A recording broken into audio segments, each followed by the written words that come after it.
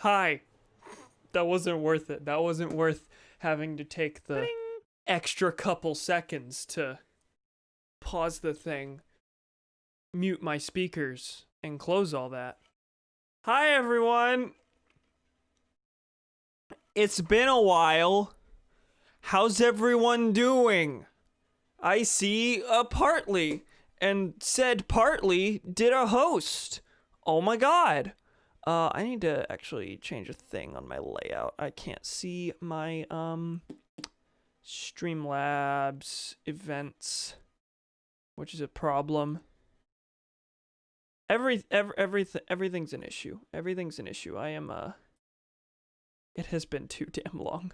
Very, very much so. And I can't guarantee I won't immediately go on another hiatus, because that's how this semester has been. There's a reason I'm not doing Xenoblade right now. There's a reason I'm doing a much more low stakes game. Well, the main reason for that is that I noticed last Xenoblade stream, which was the first one in like a week at that point, I felt like I was super awkward during a lot of it and like clearly trying to reacclimate to streaming again. And I figured if I'm gonna have to go through that reacclimating, I might as well do it during a lower stakes thing, during a funny little one-off. Since your last stream, I've beaten Death Strand. I saw that and started Dark Souls, and I'm like a decent bit through. Nice. Granted, I have no idea how long either of those games are, but yeah, it's been a bit. I did do some messing with like my audio setup and stuff.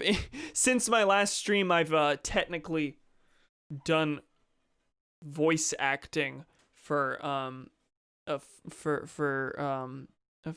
film that's being made by two of my friends. So that forced me to do some adjustment. How bad is the static that usually happens? 'Cause the Blue Yeti kind of has some inherent like digital static, digital interference that you can hear every time I come through that's usually cut out by the noise gate. I think I've mostly gotten rid of that. I've noticed on VODs before that like there's just this static every time I speak that I figured was just a thing I couldn't change. No, I figured out how to change it, how to fix that, and I'm not gonna go into that unless people want to hear me talk microphone audio things. What I think we should do is play a video game. Does that sound good to everyone? I think video games are cool and nice, and you can probably tell this is my first time in a while. I also adjusted my like computer setup on how I have everything laid out just a smidge, so adjusting. How is everyone? We're gonna jump into the game. I have a win counter now. I added that. It's literally just a text document in front of me that I'm gonna go through and manually edit and then save. Just like that. See, if I win 100 times, because that'll definitely happen, it'll go off screen. That's the goal. We're gonna go off screen with this.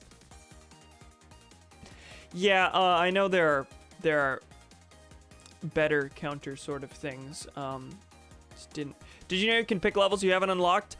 I know there's like a glitch. I don't know if it's been patched or not, but I know there's a glitch that like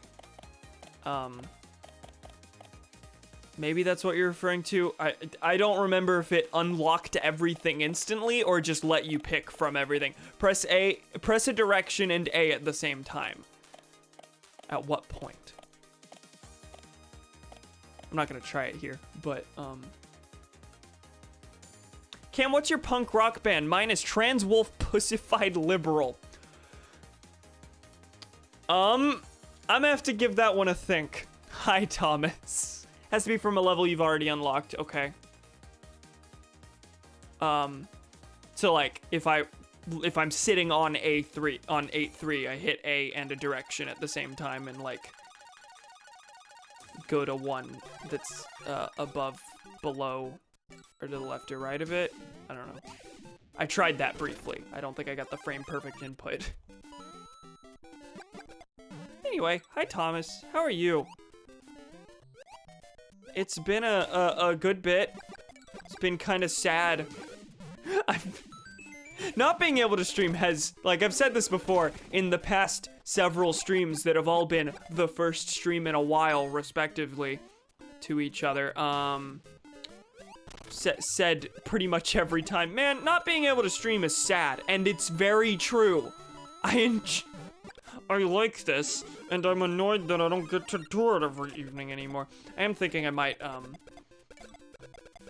adjust my schedule a bit so I'm no longer like expecting myself to do it virtually every evening. I might drop one evening from the schedule in order to, you know, just take that teeny bit of pressure off myself, and also just give me an evening that I can say, this evening I'll do homework instead of this. Like that, I don't know, that might help. I'm not sure. I've been trying to think, like, clearly I've been having issues sticking to my schedule. I need to figure something out. Maybe you could try every other day. The only problem with that is that, hold on. Is this how it would work out? The only problem with that is just the fact that, I'd want to do it the same days every week. Or like Monday, Wednesday, Friday. Yeah, I can't do Wednesday. I work Wednesday evenings. I host trivia at my parents' bar now. I started that, this past week. So that's fun. That's neat. My dream job, reading words off of a printed piece of paper. I don't know why I went in here. It's also been a while since I played this game in particular. I never go into that first pipe. Stream at your parents' bar. I'll stream the trivia. Chat can play. Carry your Switch around. Yeah, I'm thinking if I do drop a day, it'll probably be Thursday or Monday. I want to keep Friday and Saturday. I think it makes sense to stream those evenings since, like, not only will I be less busy and not have deadlines the very next day usually, but also people are just generally less likely to be busy. I see another message, but I have to scroll up to get to it, so I won't be getting to that for a second. I can see, I can't see as much of chat as I usually can because there is a big text box that says wins 0 for me to edit whenever I inevitably win. That's what I'm gonna go with. Confidence is key. Okay, that's fine.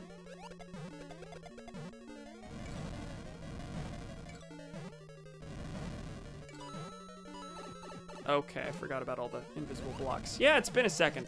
I played a game earlier, and got like 5th, but didn't do that many stages. Sext box, more like. Xbox Series X. Coming soon to the Xbox Series X. I have the comedic. What was I gonna say? Probably should be Thursday, that way it's more consistent. Yeah, it'll be more even across the week that way. 2 days of streaming, 2 days of break, 2 days of streaming, 1 break. Yeah. Hi, I can't get past that. I have to take the hit.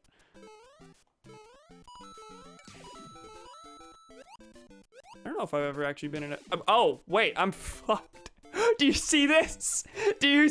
I literally can't do anything. I can't jump over that. Hold on. I'm gonna do a gamer move. Nope, can't build the momentum on that. There's no way. Yeah, fucking hell. Wow, good start. I mean, I did get 8th. Wow. Got stuck in a spot where I couldn't jump past a piranha plant.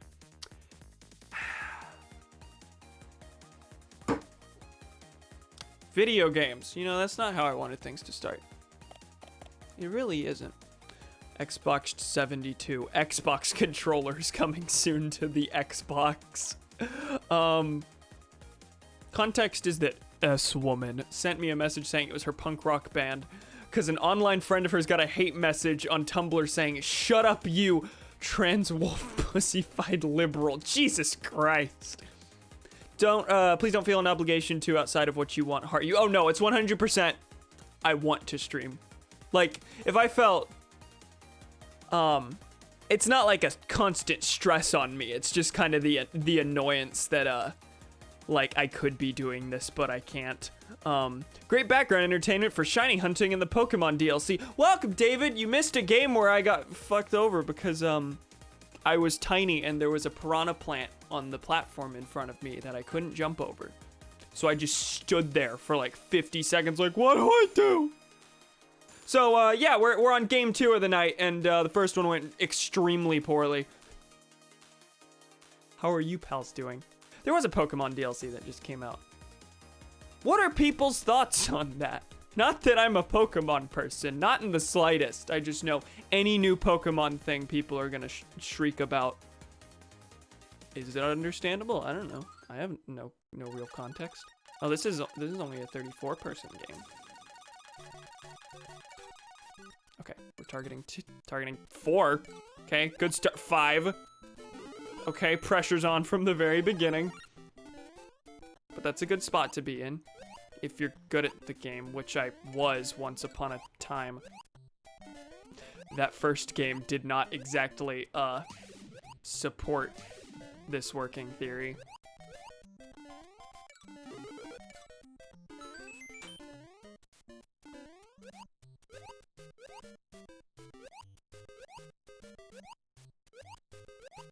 Well, those 3 got a lot of Goombas.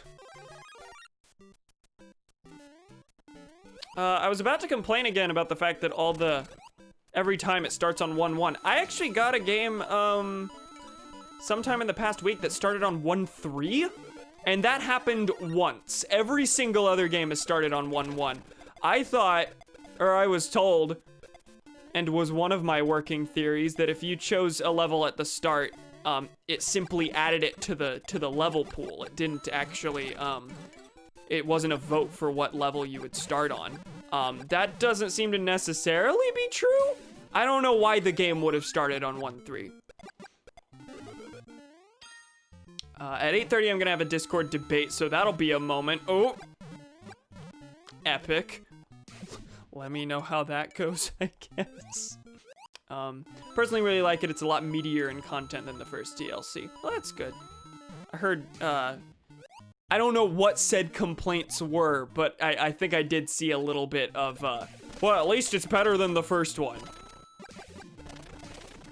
For some reason, I like knowing the general tone of Pokemon discourse without even looking into what the actual discourse is.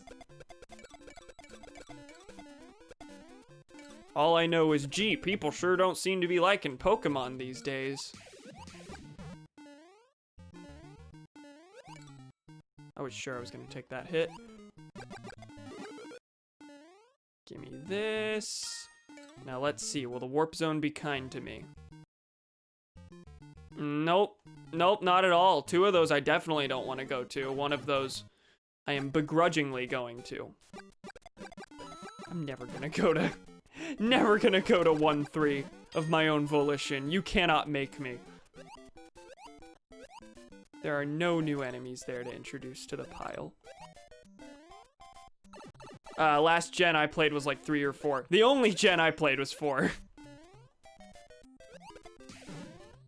Really liked Pearl as a kid, and then various times attempted to get back into Pokemon, and every time, whatever, it's like fine.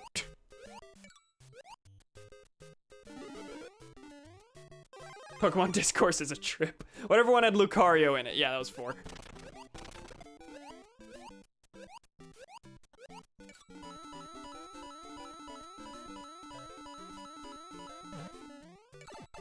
Fuck. Okay. I'm only targeting, okay, 2. I thought it was 1.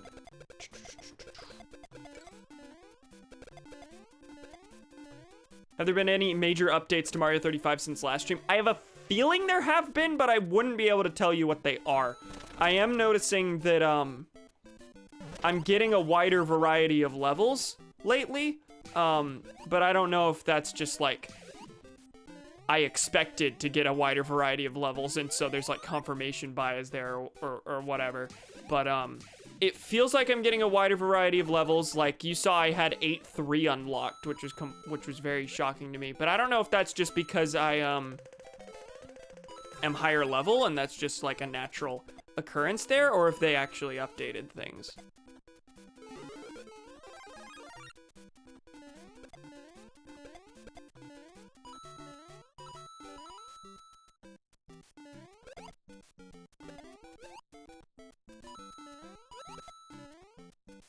I would be curious if anyone knows if there have been updates. Be curious to hear. Because I keep being like, it feels like they've updated it and never bothered checking. Not once. Oh, you can't jump on them in the water. What am I doing?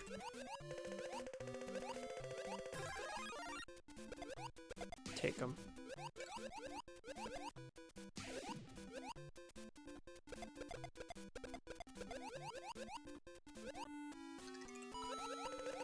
I would like another mushroom. I mean, I really wanted a fire flower, but I suppose I said mushroom out loud instead of fire flower, so I can't complain.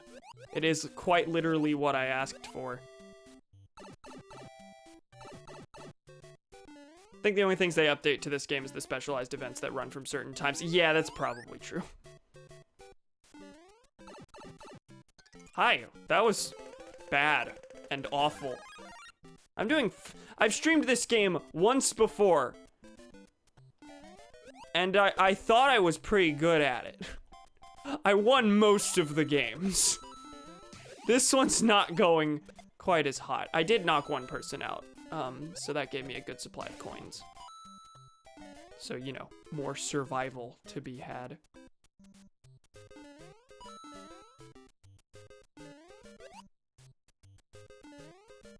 Of course I landed between them. Okay, there we go.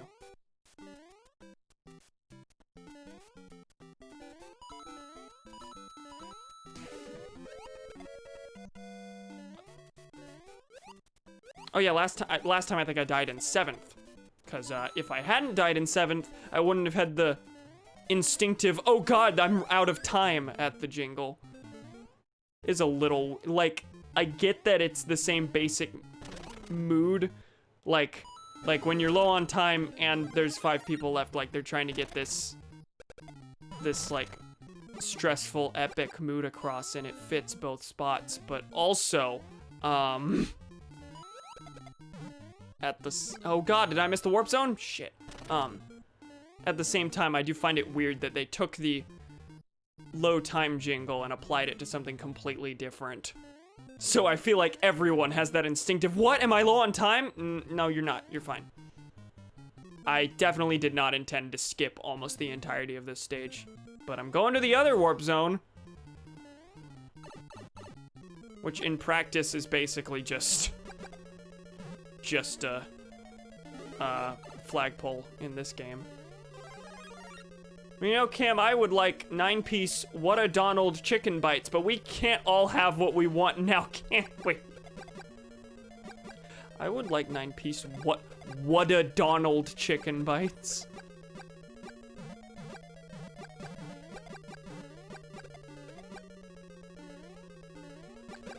Okay, we're at the Hammer Bros stage.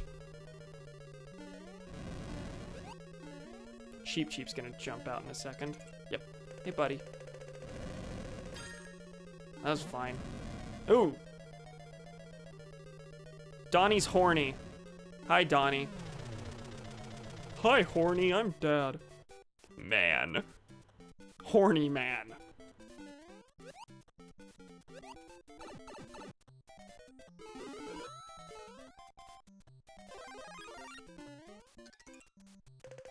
I'd like to get rid of these bloopers if at all possible. I was hoping for a POW block. This is not what I received. Okay, that's a hammer, bro. And there's Bowser up ahead. Okay, start. Get him out of here.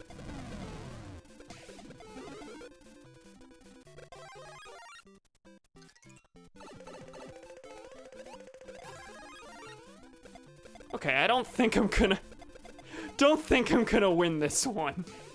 Not feeling very good here.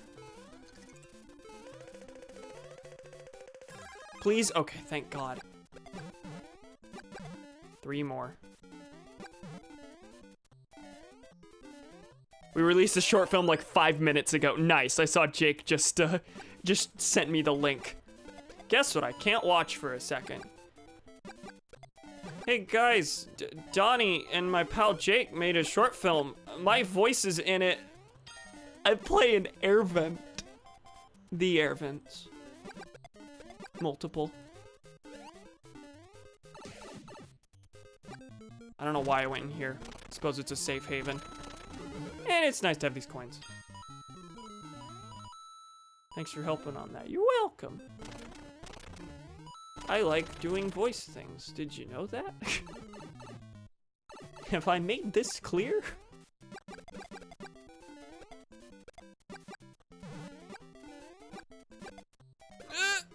Okay, that's down.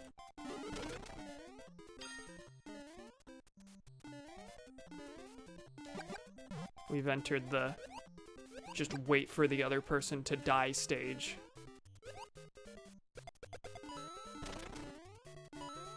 The 1v1 part of the match lasts almost always as long as the first 34 deaths. 33 deaths.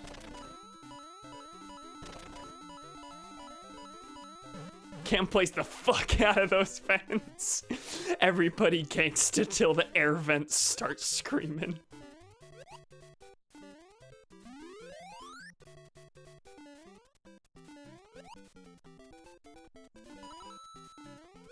This is shockingly tame. They are not sending a lot after me. These Cheep Cheeps are scary though. The stage is always kind of stressful to me. Things jumping out from below are a little hard to deal with. Okay, yeah, they're in 1-1. That's why they're only sending Goombas. That's interesting. That means I think that...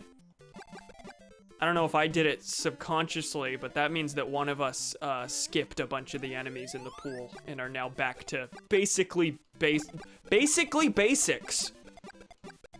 You know, words are good.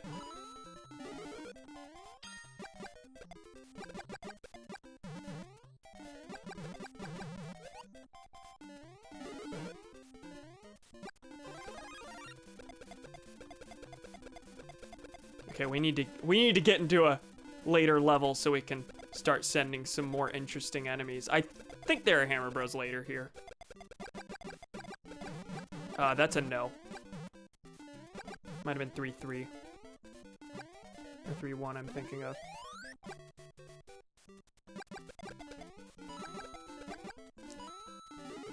Oh god, not Donnie. Thomas is saying things that need the context of the first thing he said. I'll get to that at the end here. Listen, I'm busy.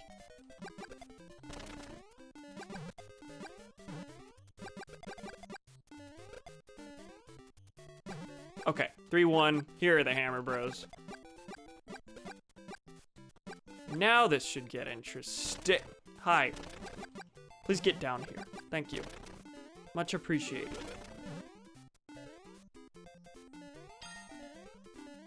Here comes the air conditioner. You know that Beatles song, Here Comes the Air I win. He died so that he would interrupt my terrible Beatles joke. Here comes the air conditioner.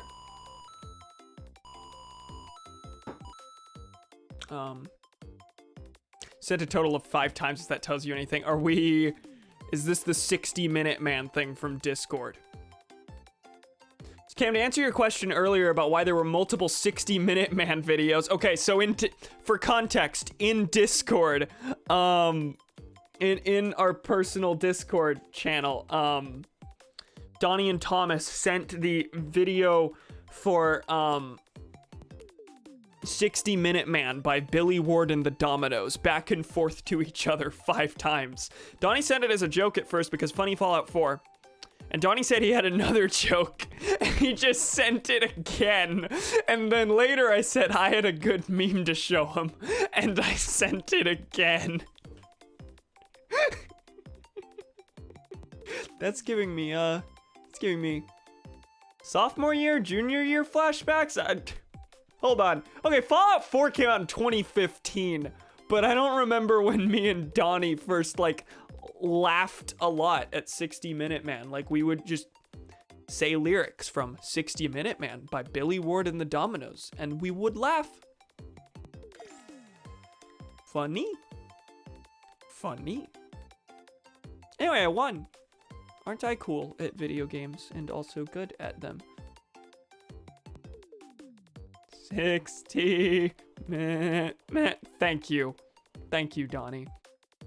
I'm gonna go get food, then I'll submit it to the film festival I was making this for. Okay, good. See you in a bit, I say to this message that was sent like 6 minutes ago. I've refused to believe Fallout 4 is that old. I wasn't even in high school. What the shit? Yeah, no. I think it was announced, my last year of junior high. Yeah. You guys were because y'all are whores, but still. I don't think we were. I feel like I remember sitting at the lunch table and, in junior high? Maybe I'm wrong. I don't know. Anyway, yeah, Fallout 4 is that old, and anytime someone reminds me of it, I get real mad because I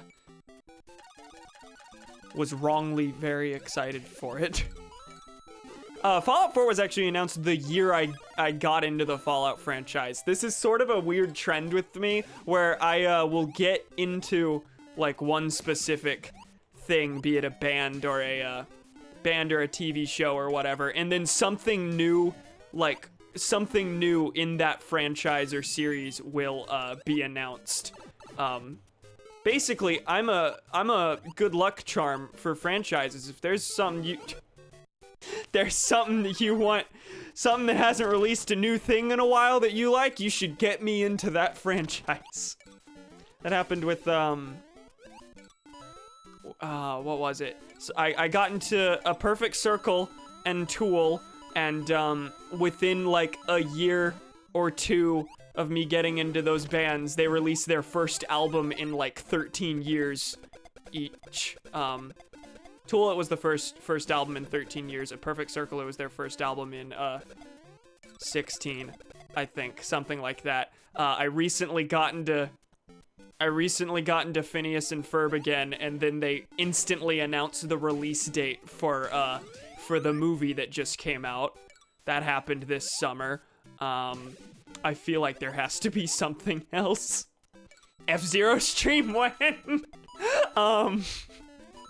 What was I gonna say? I feel like it's happened with at least one other video game. I don't know. Maybe? I feel like Doom Eternal might have been announced within like a couple months of me playing through Doom 2016. That might have happened. Though I might be making that up for confirmation bias. There's at least one thing. Oh, back when I was a terrible human and listened to Eminem, he announced a new album for the first time in like 5 years. That very year.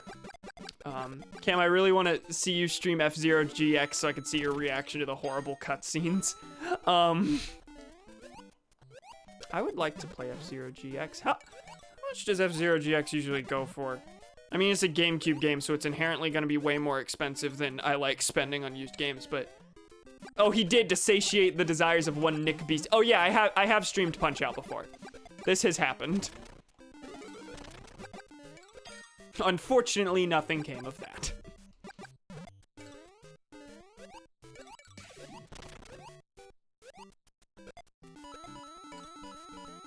I feel like there's at least one other example of this. Maybe not. Ooh, I spent a very long time, like 2 years working my way through Star Wars: The Clone Wars very slowly, And when I finally reach the home stretch where I'm like, I'm gonna finish this, season 7 is announced. You know, for this show that ended, what, 4 years before that?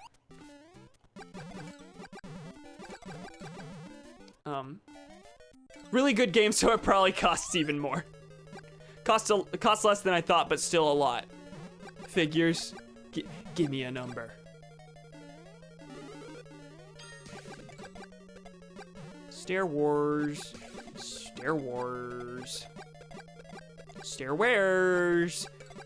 Care Bear Stair. $60, $90, $45, $55. I swapped the order on one of those. That sounds about right. I'm not shocked. Virtually any GameCube game, you're gonna be hard pressed to find it for less than 40. So.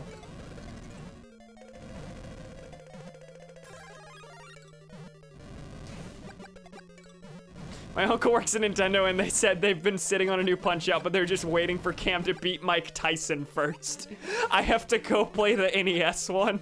I did say back when I streamed the Wii Punch-Out that, I would go back, and do, exhibition mode because I never beat Donkey Kong. There's a Donkey Kong bonus fight in the Wii Punch-Out, and I never did stream that. At this point, it's been so far, time is so far removed from when I first streamed that it would be weird to go back now, and I'd be so out of it that I'd have to, like, take time to get good at the game again, all for this one stream where it's like, you've been waiting for 2 years, when no one remembers that I said I'd beat Donkey Kong. You've been waiting for 2 years. It's the title fight between God Save the Cam, who was not even called God Save the Cam when he streamed Punch-Out. The title fight between God Save the Cam and Donkles Kongles. Maybe I need to go back and do that, and then they'll announce a new Punch-Out. The ball is in your court, buddy. What was I gonna say? Oh, speaking of things that I promised I'd do in going back to games I've beaten and then never did, I did unlock the final mission of Sonic and the Secret Rings, the last tutorial mission that I hadn't unlocked. I went back and dedicated like 2 hours to just getting silver medals on missions to get that. So eventually I will finish Sonic and the Secret Rings, pretend I'm doing air quotes and I'm not playing a video game, by doing, I think it was paragraph 12 of the tutorial world of Secret Rings. I think I'm gonna lead the Sonic and the Black Knight playthrough with that. The prologue. The reminder of what happened before this. Punch-Out was when you made me a mod. Oh, what? Good. See, that I didn't remember. Sonic and the Secret Rings was mentioned. Yes, I unlocked the last mission that I hadn't unlocked in the Lost Prologue. The one I needed all the silver medals for. I did all those silver medals off screen, and I will eventually stream that one mission, probably the day that I start Sonic and the Black Knight, which will be probably a couple months from here. Hi, that wasn't good. Also, hi Melon, how you doing? It's been a bit. Welcome.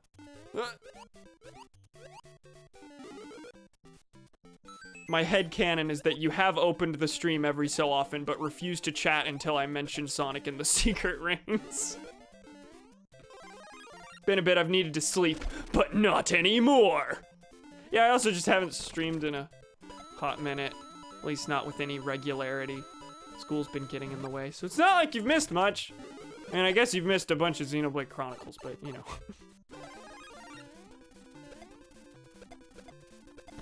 Yeah, Sonic was mentioned. There was recently a pretty big sale on Steam, on the whole Sonic franchise, but also like basically anything Sega on Steam. And as such, I bought most of the Sonic games that are on PC, including the ports of Sonic Adventure 1 and 2.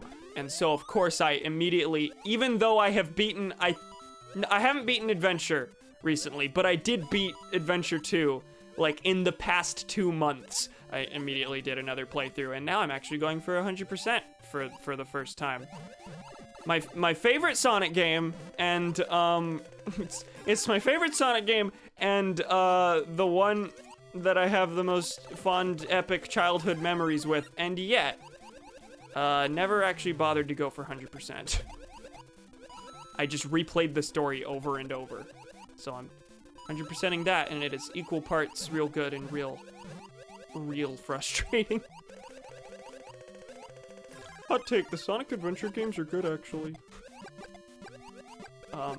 Gremlin, you sicken me. Didn't want to spoil myself on Xenoblade anyway. That's fair. That's fair. We are definitely far enough into the game that we are in very deep story spoiler moments.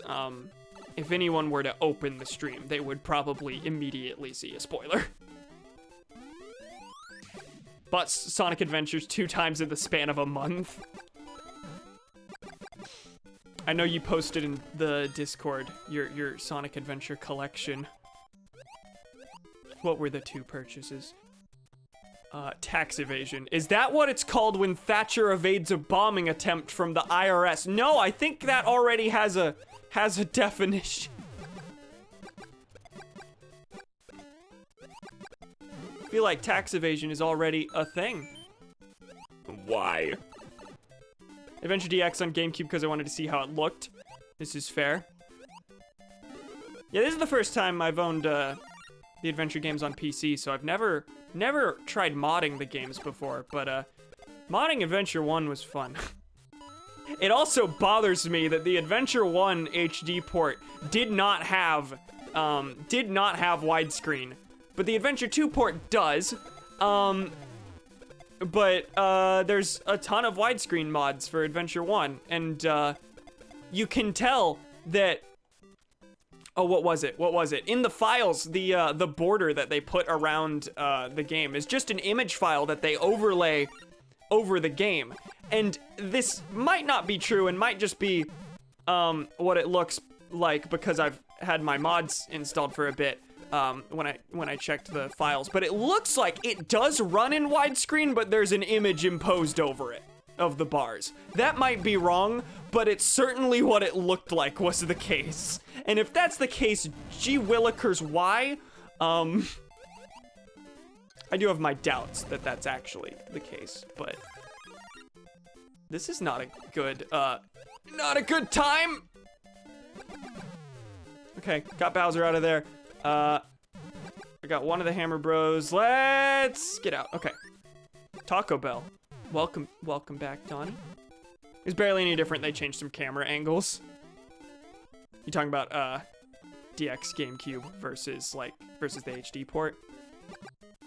That's another thing. I've never had any access to anything resembling the Dreamcast version of Adventure 1. So never had a hot take on the whole is DX or the Dreamcast version better, Dreamcast or bust.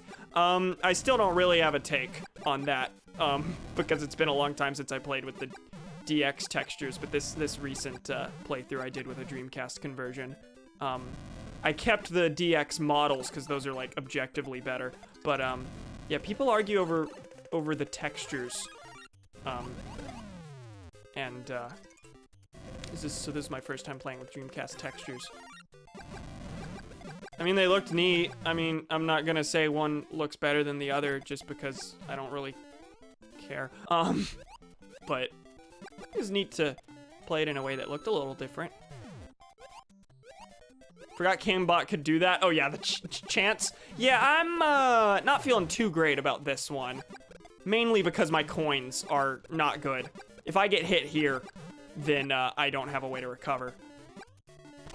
Chance time! I can do that better.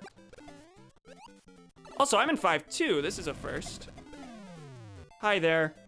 Not too fond of the fact that Hammer Bro is there and exists and is breathing, but my time's running out, so I gotta go. Wow. Oh, that wasn't good. Oh no.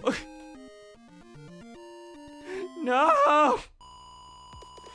you know, I was feeling good about that one toward the end. As soon as I was like, I don't think we're gonna do this, I don't have any coins, I was filled with a burst of confidence, and then that happened. F, yeah. What have I missed? Mod the game to put the fan dub in. That is a thing. There is a mod for Adventure 2 that adds the fan dub. That just puts the fan dub over the cutscenes. I think Donnie told me I should stream that. You're like Thomas Edison when he stole the idea of the light bulb. Sonic and the Chungus, said Thomas. Got the original Japanese 1998 version of Adventure because I heard it was different. Okay, that's what was barely any different. They changed some camera angles. Okay. If I remember correctly, the original Adventure 1 HD port was part of that Xbox 360 Dreamcast collection, and I'm guessing not all the games there could be widescreen. So maybe they made them all 4:3 for the sake of consistency. Okay, that would make sense. That's right. I think I've heard this before, and it was from someone who's complaining that the port was like super inferior and bad. But I think what it was so there's the original Sonic Adventure, and then they ported it to the GameCube for DX, and then they ported that to the PC a long time ago, and then they based the port in the Dreamcast collection on that inferior PC port of the GameCube port, inferior based on this person's opinion, which was then used for the most recent HD port. So that was a port of a port of a port, essentially, I think.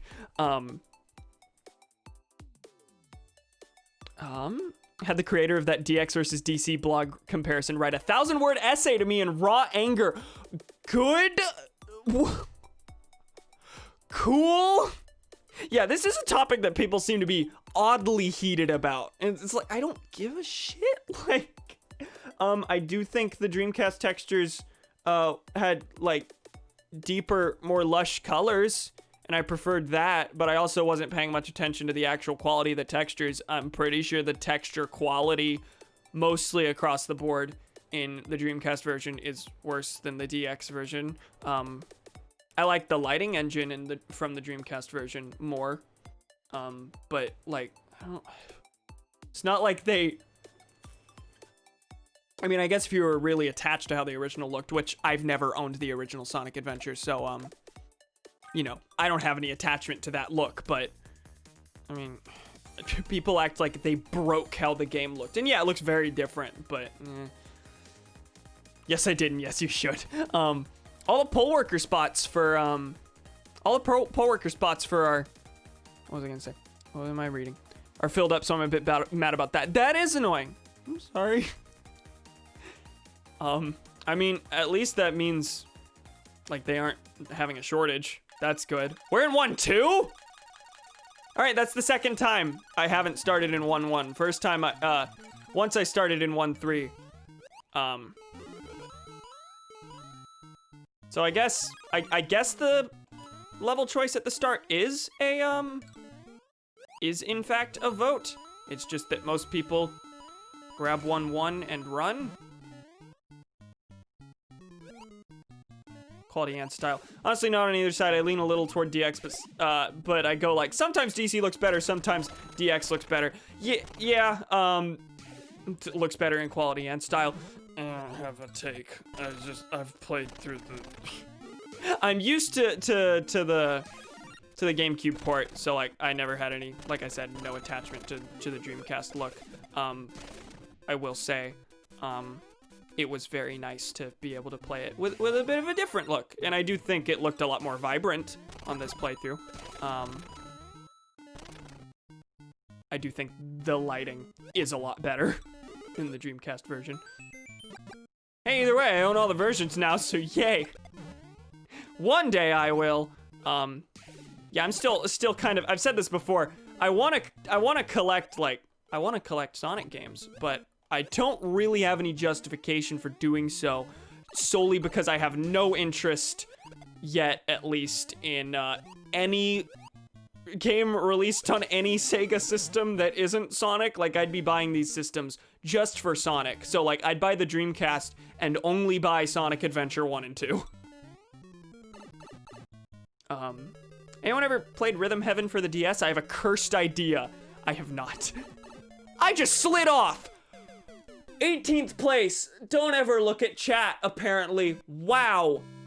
That was pitiful. I honestly, like, legitimately am not feeling good about my performance right now.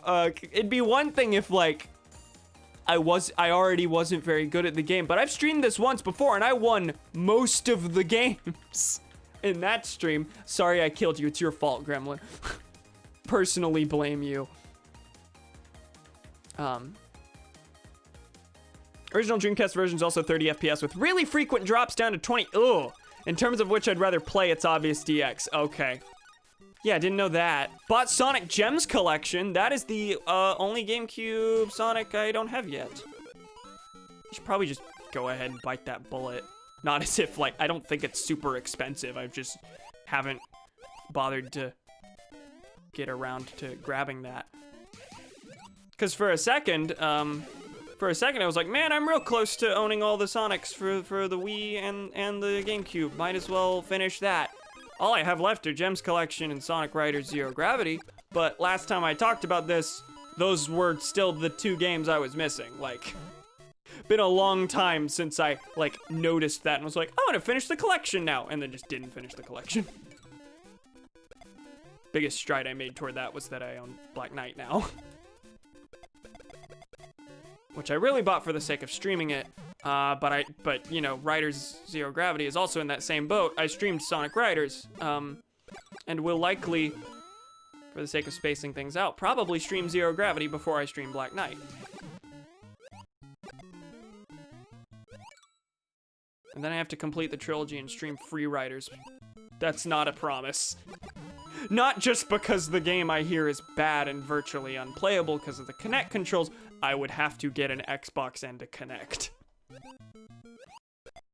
Free Riders is was the first game with the new Sonic voice cast. Funathy fact. Funathy.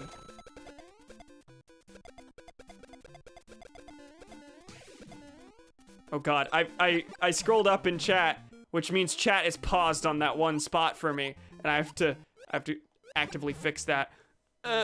I'm in a good spot. It's fine. I have to mention my utter hate for Reagan to my American history teacher today. Anyone who's anyone has a healthy hatred for Ronald Wilson Reagan. I had to watch the documentary 13th yesterday. I say had to. It's a very, very good documentary. It's available for free on YouTube. It was a Netflix original, but they made it free on YouTube. You should watch 13th. Please watch 13th. It's about if you don't know, it's about mass incarceration in America and how that stems from slavery. Did you just warp to the same level? I did, yeah. If 1-1 or 1-2 is there, I usually go there unless there's... Sorry, no, if the only options are 1-1, 1-2, and 1-3, I will go to 1-2. Sometimes 1-1, never 1-3. American literature class had us watch it last semester. Anyway, what was I saying? It talked about the war on drugs and how it, from its inception, was intentionally racist. And so there's this huge section about Ronald Reagan being just the fucking worst. This is good. It's good. Good documentary. What brought up Reagan? Did she? Because that looks like there was context behind it that I've missed. I have to mention my utter hate for Reagan. Please tell me your classes aren't playing PragerU or some shit. Oh God. Hope not. I hope it's just, oh, we're going over Reagan. And leaving out all the evils he did. Like funding dictatorships in Guatemala and various other Latin American countries. And starting the modern war on drugs and being the epic Law and Order president and ignoring the AIDS crisis and doing Reaganomics, doing big tax cuts for rich people and all the other things Reagan did. God, I hate Ronald Wilson Reagan. Hey, type Cam Ronald in chat if you have the better Twitch TV. If you have the better Twitch TV extension, because I added a bunch of emotes recently. Through that extension, and one of them is just a grave that says 2004 on it, because that's the year Ronald Reagan died.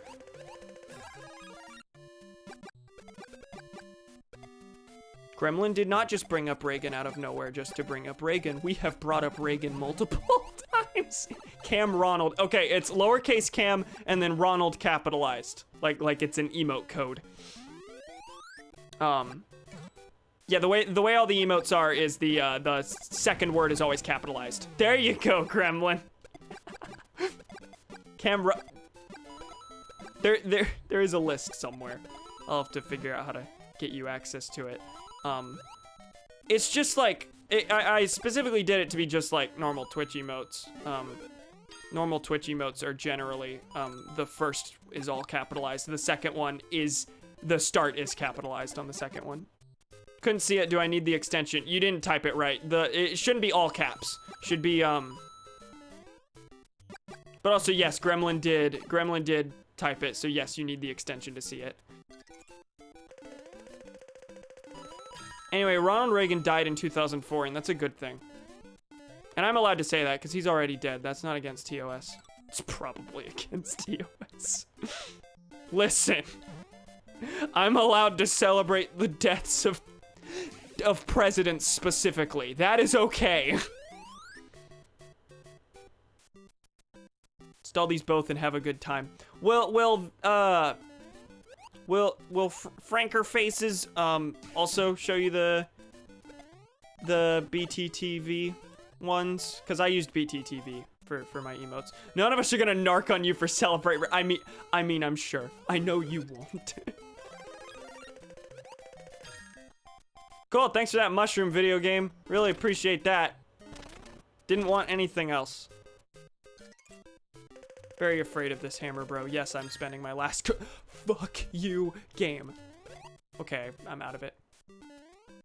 Okay, it does that. Okay, good. And works better with FFZ because FFZ is the best. I know you mentioned that in the Discord. I just don't really know about the differences, nor do I really care to look into them. I was just like, this is the one I've seen people use. We'll do that one. I just want my free emotes.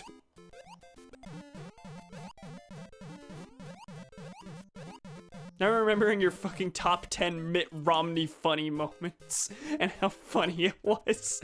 I don't even remember what it was I said. Wait, wasn't it you who did Mitt Romney and me who did? No, you did Ronald Reagan. Did I? I don't know. I thought you did. Thought you did Mitt T. Romney. This is not going well. I'm extremely distracted. Deepest apologies. Taking a game design course, and one of the lead designers on the SteamWorld games came to our school. Oh. Anyone played the SteamWorld games? I have not. I don't know a thing about them. Oh, I did miss a lot. Gems Collection's the crustiest collection I've ever played. That's what I've heard. I saw you tweet about it. Buy yourself a heaping helping of collard greens.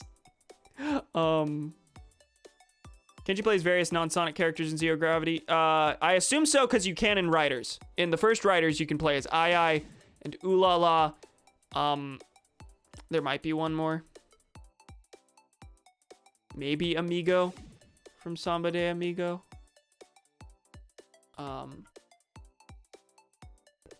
I think it's just Ai and Ulala, now that I think. Sonic R and Sonic CD are both completely unchanged PC ports. Sonic the Fighter is just using an emulator they made for some Virtua Fighter game a year earlier. So it's like basically just drag and dropped game files. Ugh. That's not good. I know at the time Gems Collection's like main selling point was, oh my god, CD wasn't in the other collection, but it's here now. And now it's just completely obsolete. Which like, as older game collections should be. They should release collections frequently. But yeah, no, the modern Sonic CD port is a million times better. I was interviewing her for my journalism class, and my LGBTQ rights came up, and I said 2004 was a great year for the LGBTQ community. What do you mean? And I instinctively said Reagan died. Yes. Remember when it was revealed that Ronald Reagan was racist and his biographer had the audacity to say, oh my god, I didn't know he was racist? Are you talking about when like that audio recording came out of his phone call with Nixon where he like called called a bunch of African diplomats monkeys. Epic reveal, Ronald Reagan was not the best person for black people. Like, that's not, like, to hear him just say it like that, like, yeah, that's pretty telling. The most explicit, like, I think we've ever heard Reagan be racist, but also, we knew. We knew.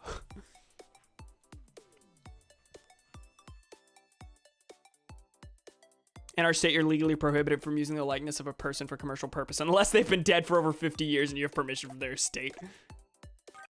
FZap adds 25 slots by default rather than 5. Okay, but no animated emotes. Thomas was Reagan. Number 1, die. Number 2, assassination attempt. Static emotes on FFZ and then 5 animated ones on BTTV. Epic things. Yeah, that one. The monkeys quote. Played SteamWorld 1 and 2. They're both really good. I haven't really gotten into the spin-offs. None of them are spin-offs is the fun thing. They're all equally mainline. They just change genre every time. Oh, that's neat. I like when I like me some experimental series like that. Kremlin, I fucking love that instinctive reaction. Yeah, no, that's amazing. Hope you're streaming in 2054 when you add the epic Ronald Reagan emote along with the gun emote.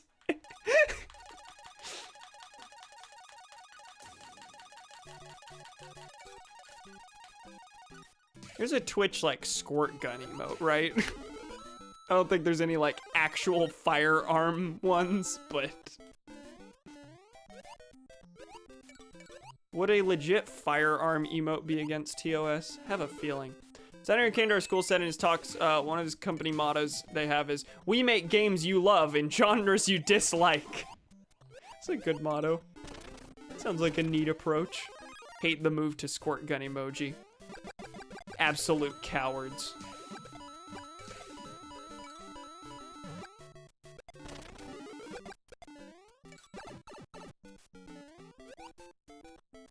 I suppose it was probably from the standpoint of, hi, we don't want people, like, using the emote at each other and, like, even jokingly saying, haha, shoot. And, like, I definitely get that. Haha, isn't it funny? I'm only funnily threatening to shoot you with a firearm. Like, that is, I do understand that being a bit of a gray area.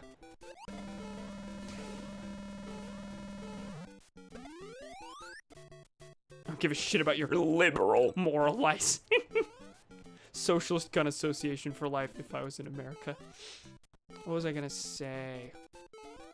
Not related to that. Well, apparently nothing. I forgot it, so it wasn't important. Haven't been paying much active attention this game. Feel like I have been extremely distracted, which is why I've won a single game. Granted, the stream is kind of moving slowly. We are only on game 4, I think. Maybe 5. These games do have the tendency to last a pretty long time.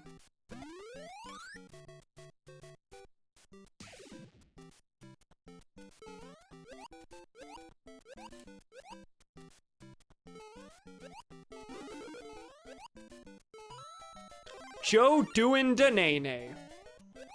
Joe doing Danene? Oh, I didn't watch the debate last night. Anything particularly epic happen? Yeah, we're segueing right into politics like that. Sorry, fellas. It was gonna happen. There was a debate last night. Joe isn't our boy, however. Can agree.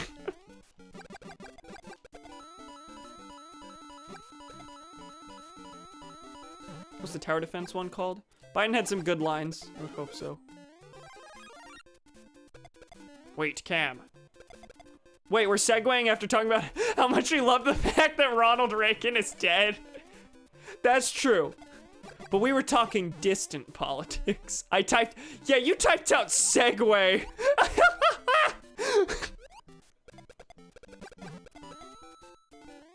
I mean, for the longest time, I knew segue was a word, and I knew the brand was like a different spelling from the actual word. But I didn't know that S-E-G-U-E was segue. I read that in my head as seeg. We're gonna seeg right into something. Yeah, no, that's segue. That is segue. I knew segue was a word, but I thought it was a different word from that.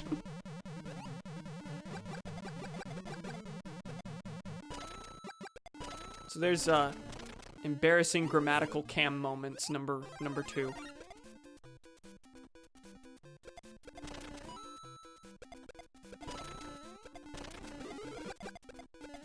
I wasted my time hardcore on that one. I went for a flower I didn't need, and then realized I didn't need the flower, so I didn't even grab it. Grab it. Gee whizlickers. Gee Twizzlers. Oh, well that's disappointing.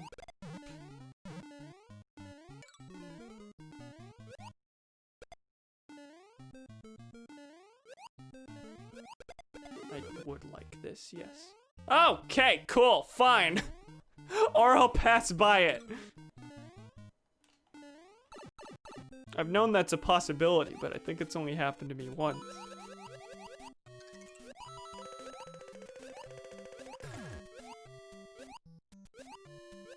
I think I'm just gonna try and get through this as quickly as possible instead of killing as many. Okay, now I'm gonna spend the money. Please, could you give me a flower instead of a PAL block? Yeah, that works too. I did say. Just zooming through this. Yeah, I knew that was gonna happen. Wow, this is not my best performance. I've spent 60, 80 coins here?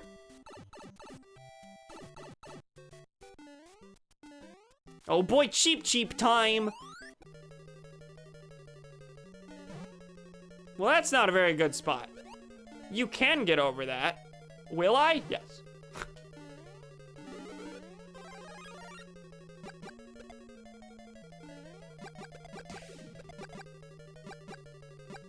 I see there are lots of debate takes that I've missed that I'll have to go over after the game.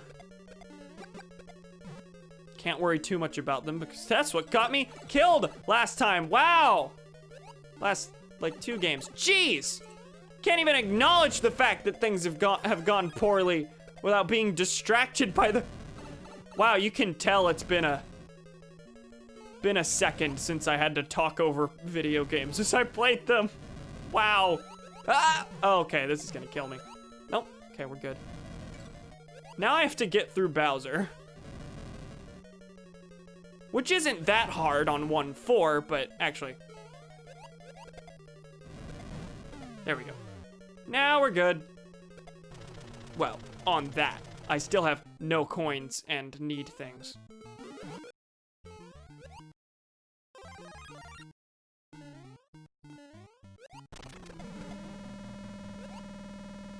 Shit. Oh, and I can't even go for those coins now because there's a shell in the way. This is fine and good. Oh, and since I'm not Larg, I can't go for that star.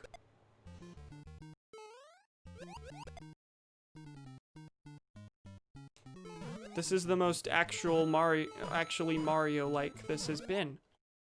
And it's uncomfortable. Oh, I can't even get that fire flower either. You need a mushroom to get that. Yeah, the first two secrets of the level you have to be big to get.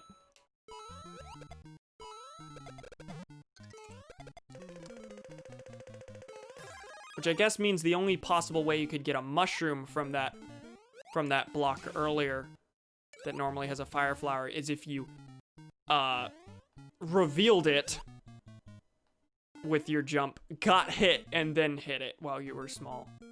So it's very possible for it to not be a fire flower.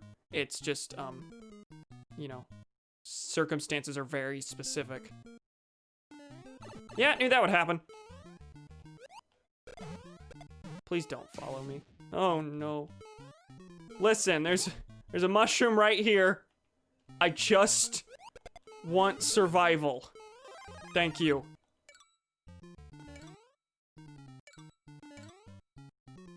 Okay, we're good. I'm actually gonna be safe and go for 1-1 here. I know I can get coins and I know I can get coins and mushrooms here. Fire flower. Not mushroom.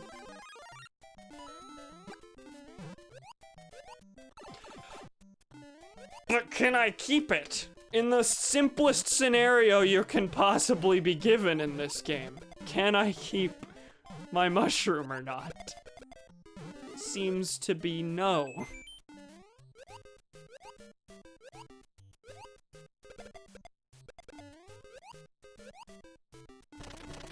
There we go. Now can we, if we get this star up ahead, we're golden. Theoretically. But I said that out loud, so. Yep, knew that would happen. Alright. I'm kinda at the stage where it's probably in my best interest to skip things so that they're not thrown back into the enemy pool. Because wow, these bloopers have been a problem. That said, apparently that Koopa shell's a bigger problem. Don't like being small in here. No, I don't. Just gonna try and get through here as fast as I can.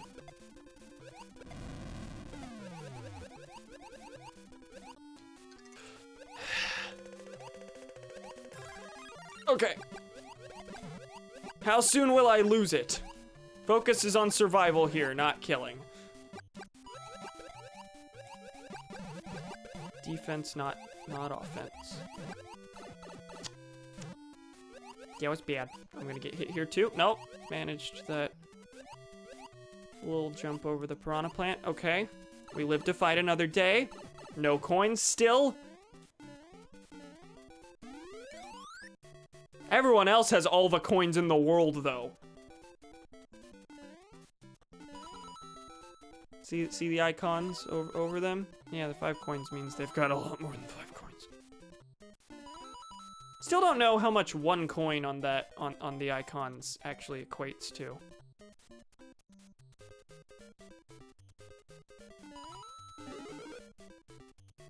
I need this. Okay.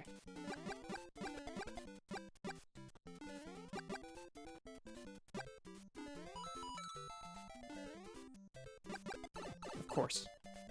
Thank you, Cheap Cheeps. Always appreciate your input. Oh no. Why did that count as 2 jumps? I technically jumped on that Koopa twice there, apparently. Well, that helps very mildly in the interim. Wow. No! No!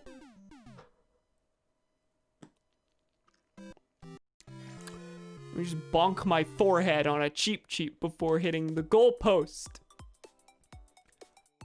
Fine. Fine. I've won 1. I thought I'd do better tonight. I'm not doing better tonight.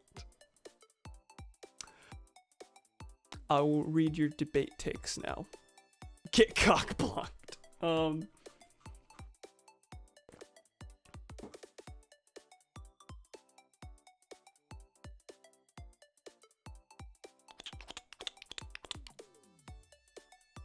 very happy that my last history teacher, not the one I was interviewing, got promoted to head of the history department so we can say things like, Jeff Bezos will burn in hell and here's how it should happen. And people will say, wow, that's the head of the history department. Let's play a game where we say real things and fake things about the debate and you have to decide what's real and what's fake. Biden equal bad, vote for him anyway. Wow, Cam, thank you for distracting from my funny dum-dum with your own funny dum-dum. One point in the debate, Biden started doing the have you ever woken up next to an empty spot in your bed because your partner died of COVID effective stuff. And Trump was like, psh, typical politician talk. 1, that's the most human Biden's ever been, and I hate Biden. 2, you're the president. Don't try to act all anti-establishment. Yeah? Typical politician. How many wars have you continued that you said you'd get us out of? Basically yesterday was Trump looks like a nutter. Everyone agrees Biden did best. No one's vote was changed. I mean, as any debate will go. Did I miss anything else? Biden had some good lines. Okay, that's it. Cool. Why is Trump Jet the Hawk? Trump, when he defunds the post office and rigs the election in various ways. There's no way I'm gonna lose! Trump, when he loses the election. I don't want your pity, nor do I need it! I'm sorry. I was just typing that.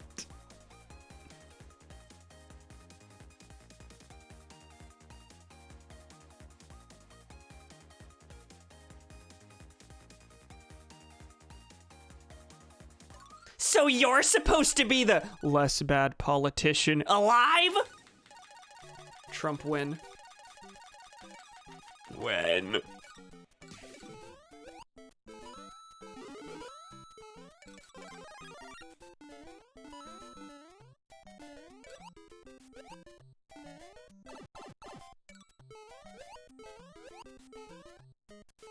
Can we talk about how Jet the Hawk is 14 years old and he leads a group made up of a 17-year-old and an 18-year-old? Or is it 18-year-old and 20-year-old? Regardless. And as far as I know, they're not siblings either.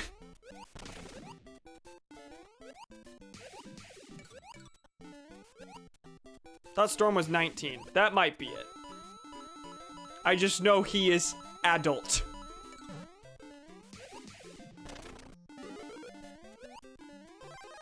Trump the Hawk. God damn it. Of course that's a clip.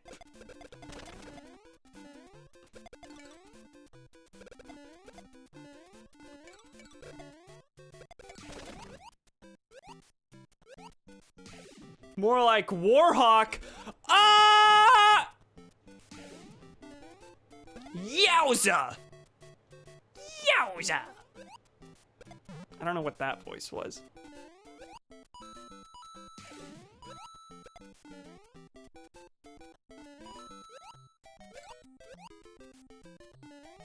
There's one strand of hair in front of my mouth that is floating over the pop filter, and it's mildly distracting. Leave! I'm usually okay with hair in my periphery. I can stream without my hair getting in my face, generally. I don't bother to tie it up. Hot take, Mario looks really fun and enjoyable to play.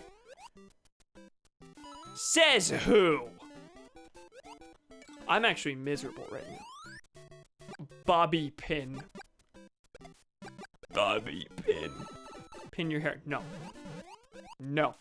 I have a hair tie in my pocket, I think. I used to tie my hair up on stream. I used to, like, basically have my hair tied up 100% of the time, but I like having my hair down. Tying my hair up is for homework time.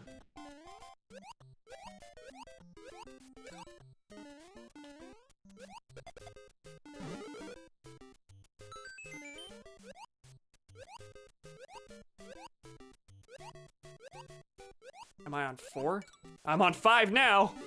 It heard me. Getting more aggressive. That was bad. Hot take. Getting hit in video games, not a sign of skill, usually. It's not a take, that's just a statement.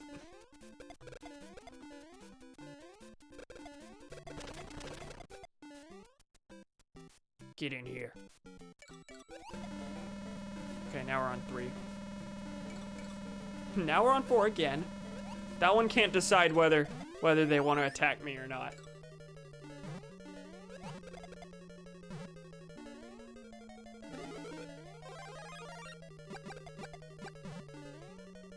How we feeling on this one? I'm feeling cautiously optimistic.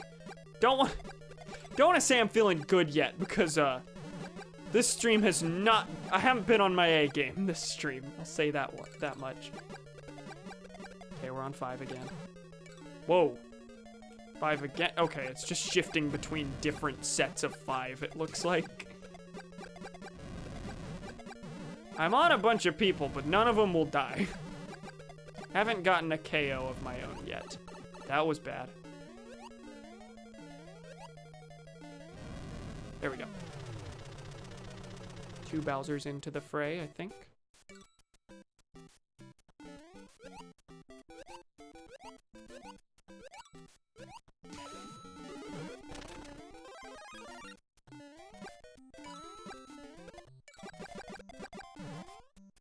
And cheap time.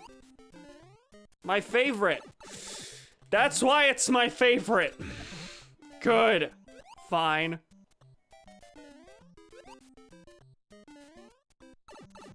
I looked at chat and completely forgot there was a Koopa in front of me. It's fine. Okay, this mushroom means I can get a flower there at least. I will wait for this Goomba to take its stroll. Bowser's in the fray. Weapon out and Bowser in.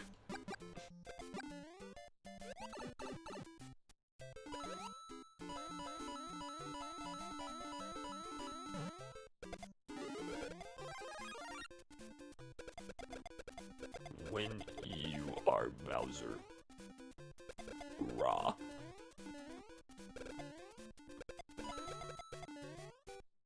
Sorry, how does Bowser sound in the GameCube era? Bowser sounds like the Cookie Monster in the GameCube era.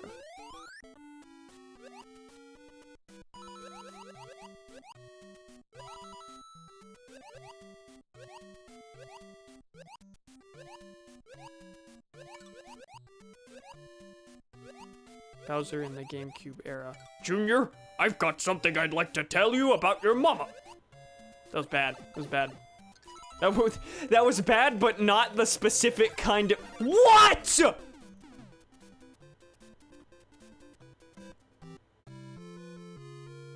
Here's why I'm whatting, because that was totally a fair hit, except for the fact that the roulette had rolled a star just then, and it hadn't actually taken effect, but the graphic showed up. So, like, I wasn't invincible, but as I was dying, as I was dying, my corpse was flashing as if it was invincible. So like, did I get hit before I was flashing? But the star timer, like, was still technically going. So, like, it started after I had died, and that's why I don't. Cool, fine, we're doing good. See, okay, it's not even just that I'm not winning as much as I was. It's the fact that I'm not even getting in the top 5 very often. I got 12th. That's fine, it's okay. POV, you are Ronald Reagan's grave and God Save the Cam's followers are coming to beat you with a shovel. I will stop just short of endorsing political vandalism on this channel. But I will not condemn it either. Cat scream. I feel like I should have given you a warning on that one. Also, I've thrown 8-3 into the pool several times and haven't ever gotten there. He wants in, but he is not allowed. No! Good start. Fantastic omen for what's to come.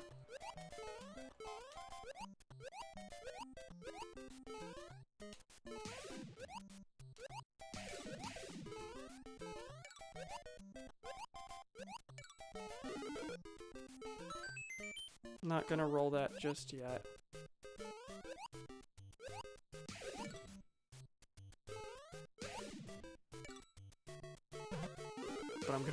but I'm being very cautious. If you can't tell, wow.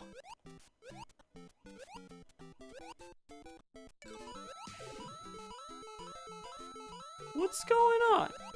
Why am I this bad?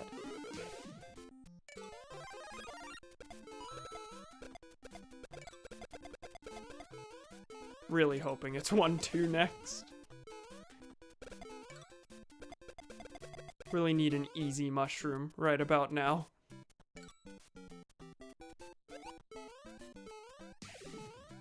I didn't even get that much time from that. 1-3. Wow. Like the last thing on my list.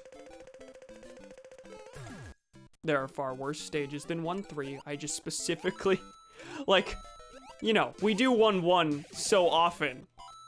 I did knock out someone. That's neat. I got a bunch of coins. That might actually be my salvation.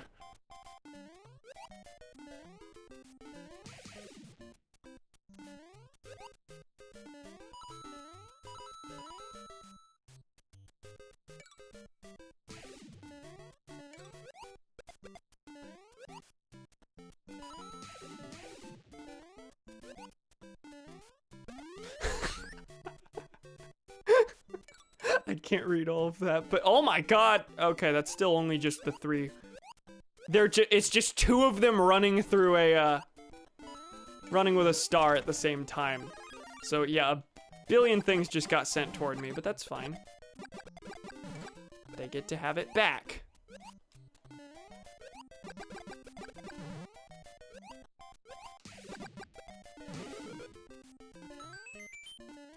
Did one of the ones I was targeting die? I didn't KO them, but...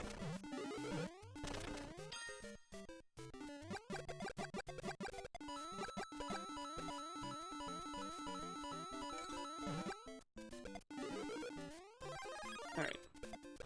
My turn. My turn. Because I haven't been streaming, it's also been a while since I did funny Sonic voices. I don't mean to imply that I don't do Sonic voices at inappropriate times in real life. I certainly do, just not as much as I do while streaming.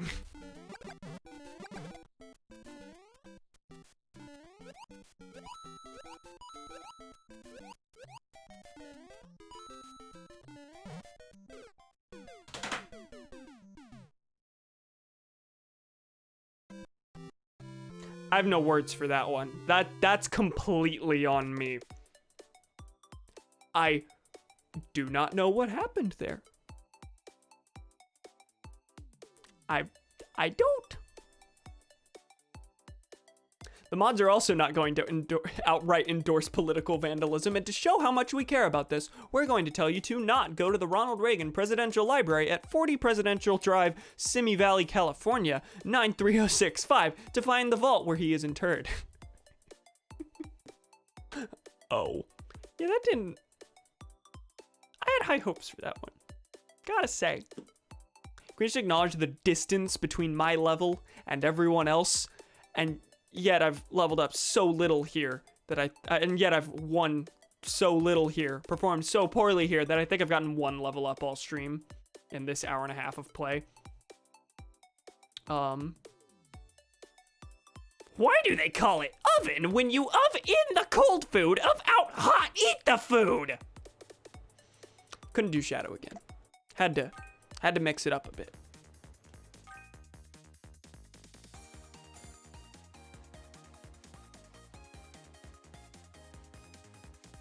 I feel like Knuckles from Sonic Boom would ask that unironically. Hey Sonic, why do they call it oven when you in the cold food of out hot eat the food? Why is that? I can't do it, Knuckles. My deepest apologies. I'll get better.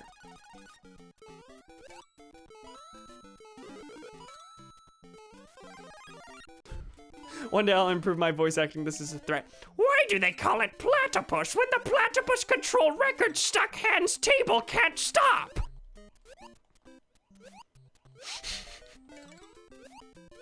More Phineas and Ferb jokes in chat, please. Even if you haven't seen a lick of Phineas and Ferb, give me what you think a Phineas and Ferb joke is. Head triangle. Tony the Hawk is like Perry the Platypus. This is the only one I know.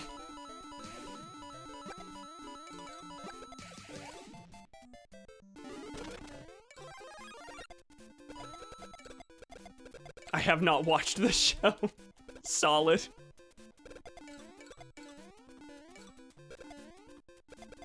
I'm kind of shocked that one, but shocked's probably not the word, but kind of shocked that was kind of surprised whenever that moment and that song from the show specifically became like an iconic memeable memed moment, because I remember I was a kid when the show was still airing, of course, and so that episode, I watched that episode when it first aired, but I also watched like demos of things that were planned for upcoming episodes on the Phineas and Ferb wiki, because occasionally they would make that kind of stuff available. So before I had seen the episode, before the episode was completed, I had watched demo of the song where they had completed the animation but hadn't completed the song yet. So I already knew every word to the platypus controlling me song before the episode was finished.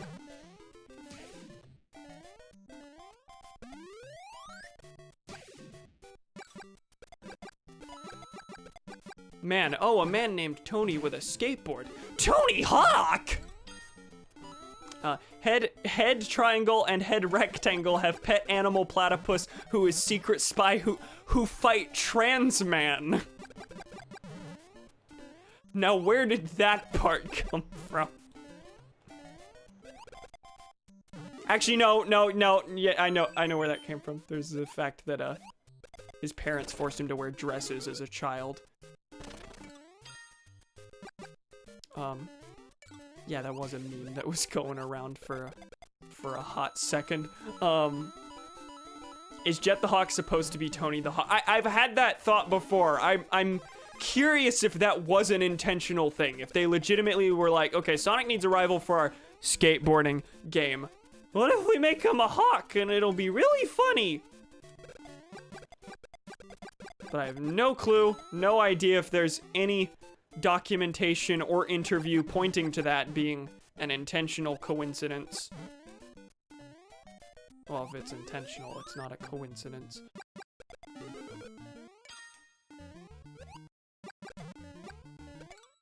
Where are we on numbers? 11. 11th place.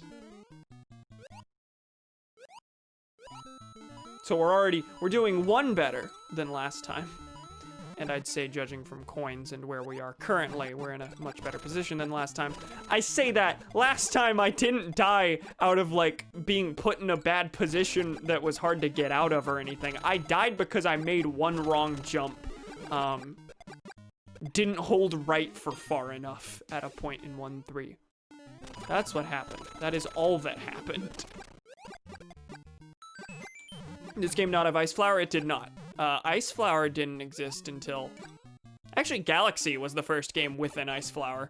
The Ice Flower where you can throw ice from your hands instead of skating first appeared in New Super Mario Bros. Wii.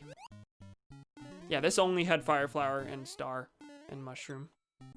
That's it. 'Twas a very simple game.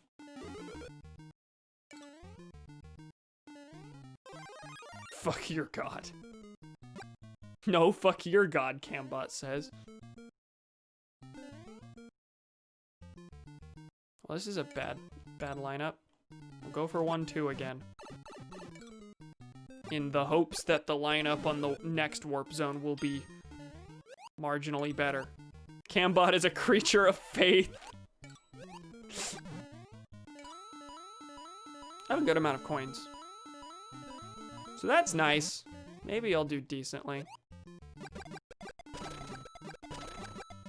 mean, I suppose being in the top 10 is already decent, but, you know, the first half of the players die in like 15 seconds of the game starting. Shit. Well, that was, not good. I was going for that one-up there.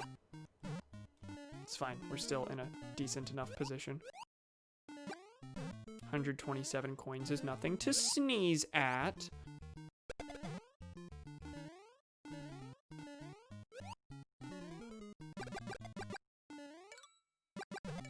Okay. I'm attacking all but 3 people on the board. That is not true. Let's go 3-3. I think there will be Hammer Bros here, so be afraid. There are not Hammer Bros here. There are Hammer Bros in 3-1. Actually, is there anything unique here? Or is this essentially just harder 1-3? I mean, it is essentially harder 1-3, but I don't know that there's actually any unique enemies here. I think this is still just Koopas and Goombas. I mean, that's fine. Rather be here than 2-2. 2-2's at the water level.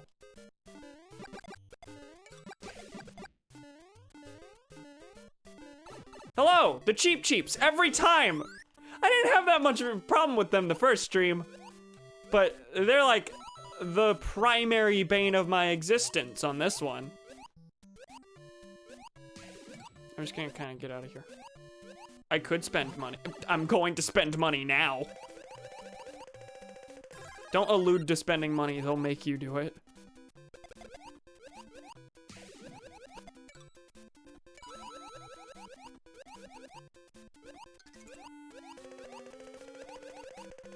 Okay, good.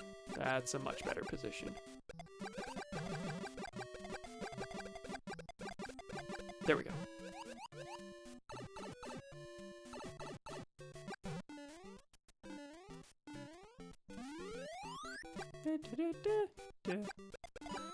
Oh, see, drama thing. I can't really check. I'll get to that in a second. We're in the top 6 here. Almost down to the wire. Shit. Now we're at the point where I'm messing up extremely mundane, simple tasks. There are bloopers everywhere. Okay, I was complaining about the Cheep Cheeps, but the bloopers have always... That wasn't very good either. Bloopers have always been bane of my existence.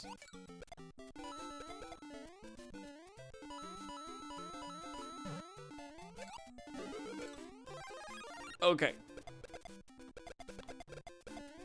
Shower them with evil.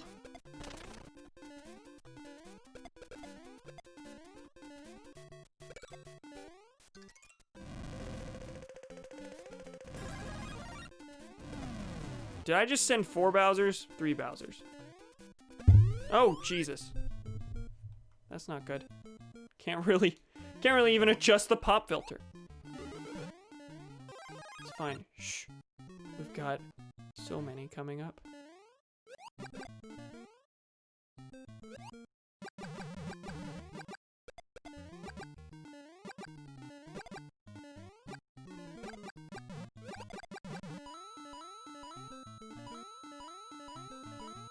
Whoa, that one's warp zone went to 7-2. Is that gonna be indicative of my warp zone?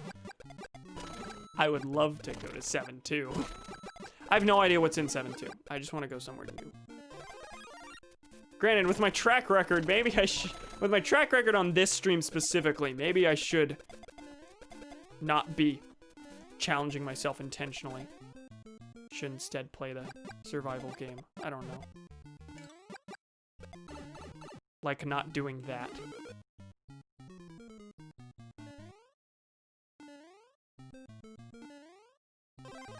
I'm gonna get hit by the... Wow, I'm shocked that blooper didn't hit me. There's 7-2. Or... Let's go 7-2. I don't know if I want to throw some more Bowsers in here. Okay, cool. This is far worse. Ultimately, as a level, it's probably way easier, but... These are not fun to send enemies through. These are always just, hi, I'm evading everything.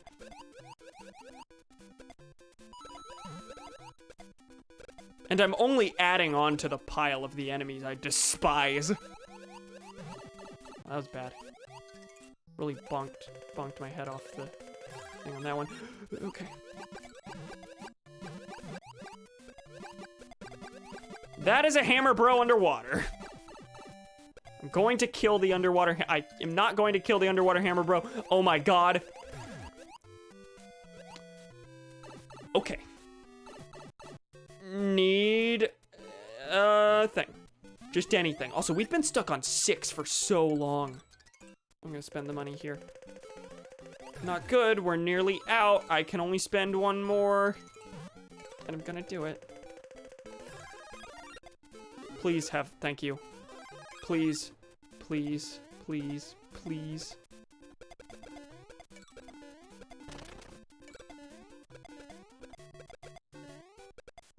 Okay, I got the hammer, bro, but then... Oh! Okay, this is bad. I'm basically fucked.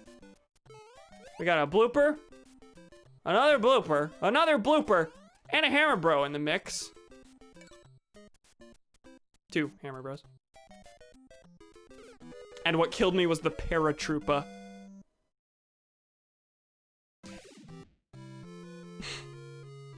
I wanna win! I wanna win! Okay, hi. I'm gonna read the things now. Sorry for sudden absence. Brief server drama thing came out. Guy I'm debating invited without permission 2 people my friend knew IRL and had a really bad history with, so I had to defuse that situation. Ouch. Yeah, that's annoying. Also, just don't invite people without permission. Fucking. Hi, I'm debating this guy. You wanna come listen? By the way, there's gonna be an audience of 2 people. People they used to be friends with, but after they came out as trans, didn't really accept them as trans.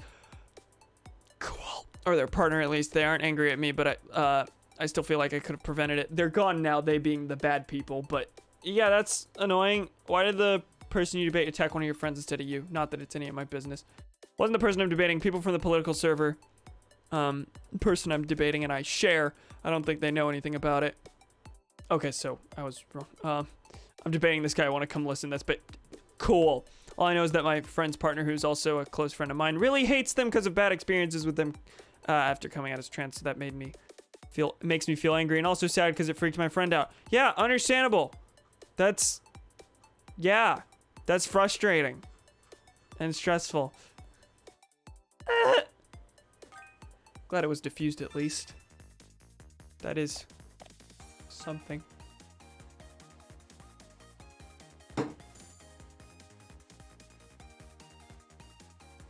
I've been playing for an hour and 45 minutes and have won 1 game.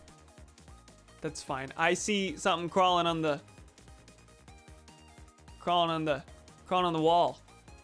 Hey, buddy.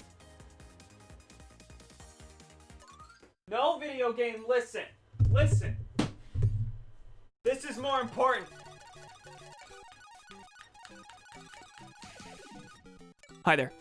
Ready for video games? My mic is not properly positioned anymore. Kenny needs to make a compilation of bug moments. We do have several bug moments on the stream now, don't we? How are 2 people already dead? Yeah, it happens. It happens. Almost always there's at least one who dies to the first Goomba. And also there's disconnect problems, things like that. Things of that nature. I'm just sad.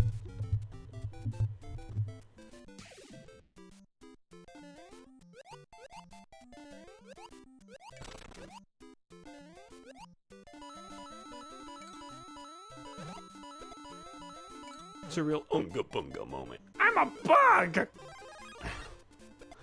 Where did that come from? I know you people have made this joke before. I have not seen the source material, I don't think. You! Oh no. Oh.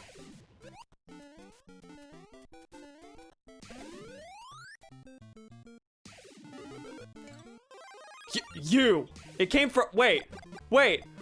When did I do this? When did I say I'm a bug? Among Us hide and seek.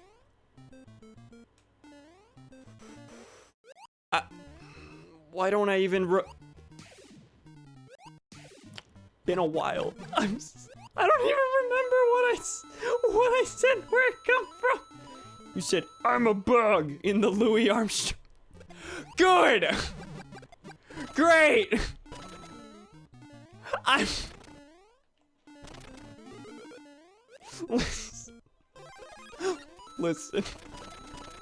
Listen, life is complicated. These days, my brain doesn't work. I don't remember jack shit. Every new thing I learn and do, I have to push out of my brain to make room for next funny thing. You know, I'm referring to the fact that I'm overwhelmed with college classes currently and that I can't keep up with anything. So when I said to make room for the next funny thing, I'm literally referring to learning about genocides and racism. Decidedly not funny things. I didn't get that thing again. Jack Malarkey. Jacob Malarkey. Jack is not short for Jacob. Most of the time. I imagine there's at least one person for whom it is, but...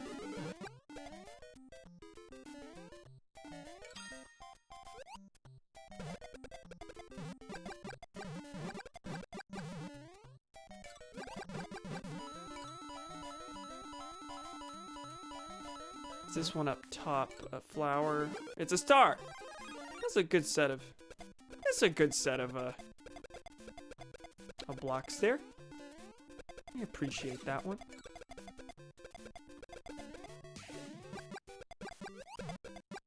This is 3-2. There's not going to be any Hammer Bros. And we're at the end. Last time I contemplated the possible existence of Hammer Bros in this stage, it also came at the very end.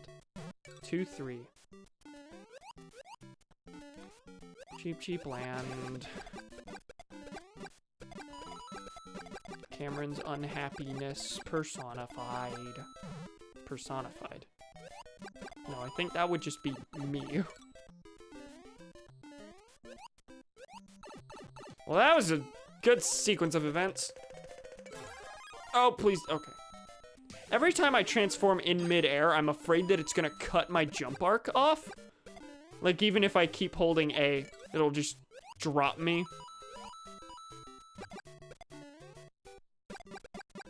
That kind of thing might happen in the original game, but like the roulette's a completely new thing, so they had to program that in specifically.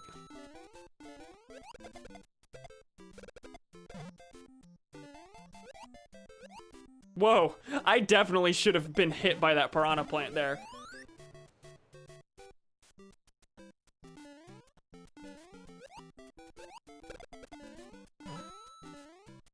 Pro gamer strat, hope to God the hitboxes are kind to you.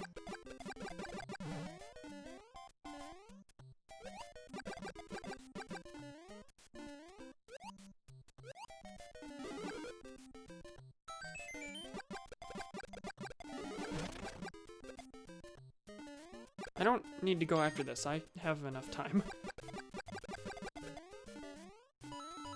You know what? I don't have enough of coins. I'm gonna say right now, fill myself with confidence. This is gonna be the one. This will be win number 2 of the night.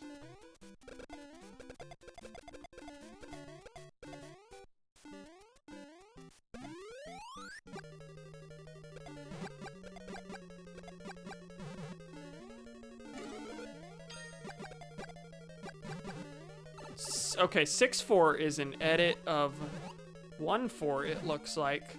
But with more fire bars. And other things. Hi. They're just kind of vibing. More fire bars, and there were more fireballs jumping out of the lava. Oh, this is precarious. Please give me something kind.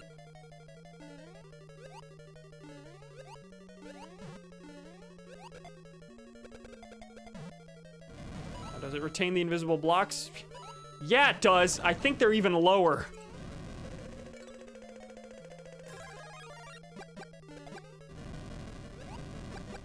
Oh, that's stupid. Oh, he throws hammers in this one, yeah. This is the point in the game where that happens.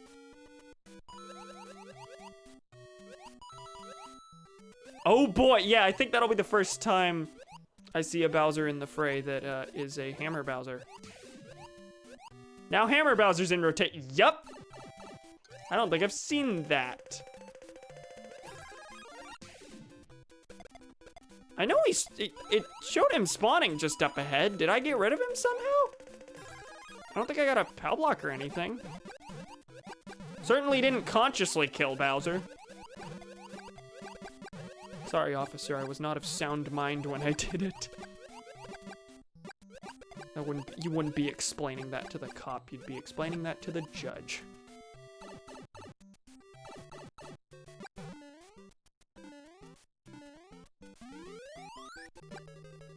One, 4, okay. Oh, that's why this block is here. I've never put that together. There are empty fire bar boxes here. That is literally because in 6-4, they are used as actual fire bars. It's straight up just the same map, but they filled in the blanks that existed.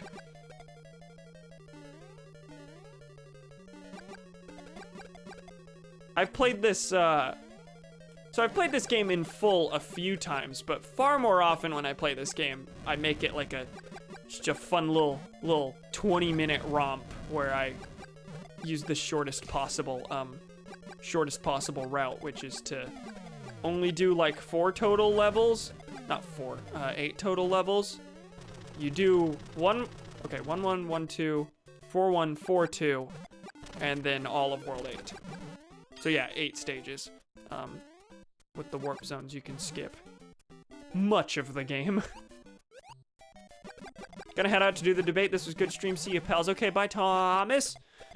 Good luck debating Discord humans. Game design. Listen, he was a pioneer at the time. Well, no, once a pioneer, always a pioneer. But, you know, don't know that kind of thing would necessarily fly today. At least not as anything that isn't a bonus level. Cool, fine, gaming. I don't like this. Not one bit. One more. Good.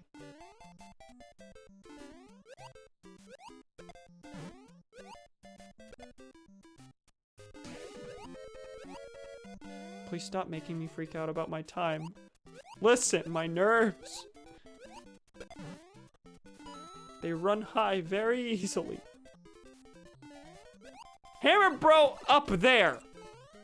That's impossible to hit with even a fire flower, basically. And the invincibility frames aren't gonna save me. I need some fucking luck. Yes! Something went my way. I'm gonna die instantly here. The Bowser's up ahead. But oh my god.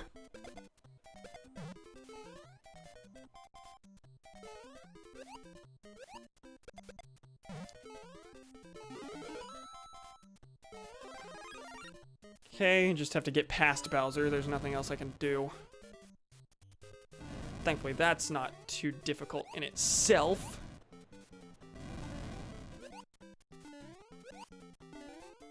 Yeah, I'm gonna take this. I need the coins, honestly. And the safety. I actually think I would have gotten more coins if I Just did the level proper. But you know what? Okay, cool. That's not what I wanted to happen. 5-2. Oh, I don't know if I've been here.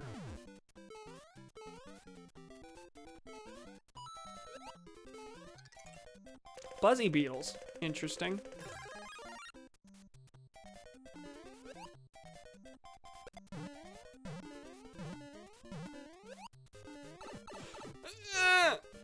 Yeah, I'm gonna completely out of coins. And that's not very. Oh no! Well, that's helpful. That is legitimately helpful. It's just that I don't think I'm gonna be able to get through this without taking a hit. Yes. Okay.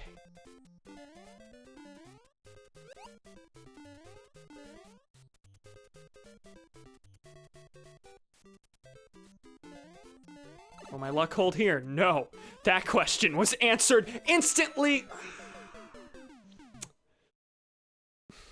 Out of all the things on screen, it was the stationary hammer bro that got me.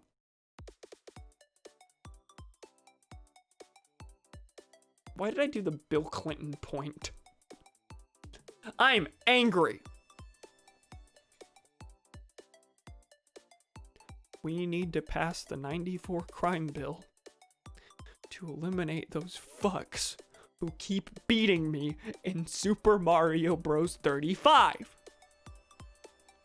3 strikes, you're out. If you win 3 games, you cannot play anymore.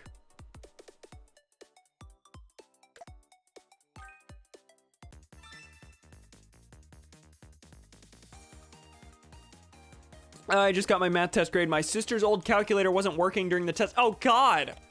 Oh, no.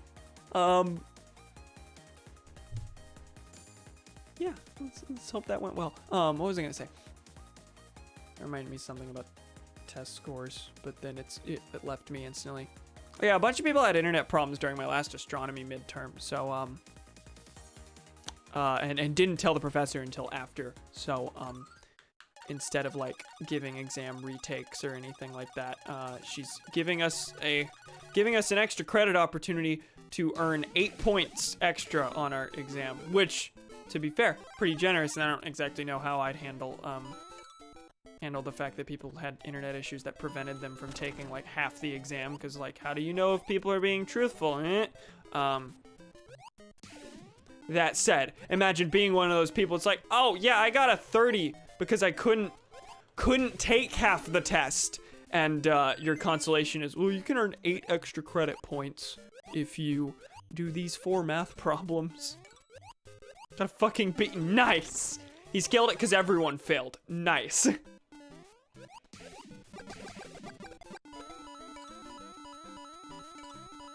Oh yeah, my astronomy professor didn't curve that exam either. She's like, well, grades are all over the place, and so many people had problems that curving it would just wouldn't make much sense. It's like, well, I mean, I don't know. Throwback to when I didn't bring my calculator to the SAT. Oh, epic! I mean, if I remember correctly, the SAT was pretty low-level math. You only really needed a calculator for like 2 of the questions. First day of hybrid, the school's Wi-Fi decided not to work. That, Nice job, Donnie. I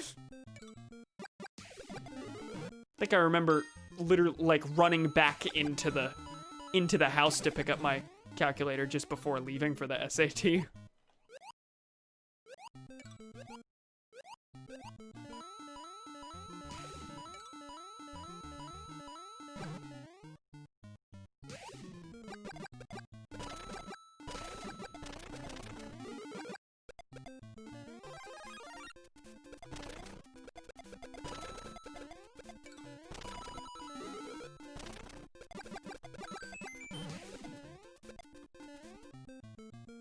Okay, 20 people down. I was about to say, I'm feeling good, and then almost got hit there, and then the hitbox was kind to me. Hitboxes in this game can be pretty forgiving, honestly. Smashing your forehead into a cheap notwithstanding. Like, you can just hit the button right before an enemy smashes you in the face and think, oh, it's too late, I can't jump out from behind that. And it'll count as a jump on top of it, even though you pretty clearly graphically did not jump on top of it.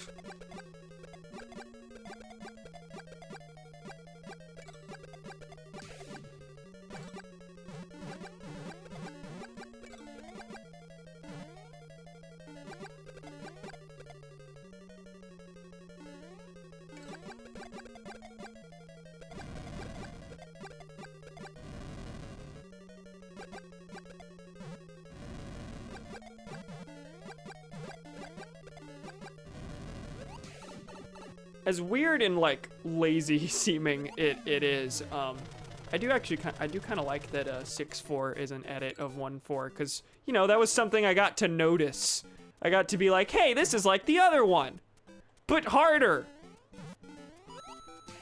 And like the obstacles that were added were like legitimate. It was much harder.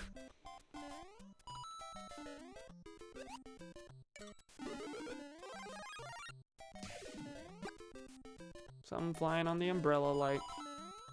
It's fine.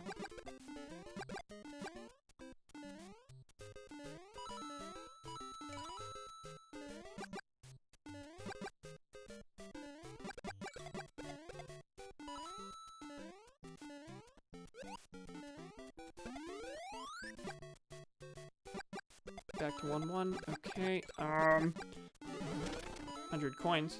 That's good. There's not a lot going on. We're at the going through the motions stage. Someone give me things to talk about so I can be distracted and lose this match. There's step 1.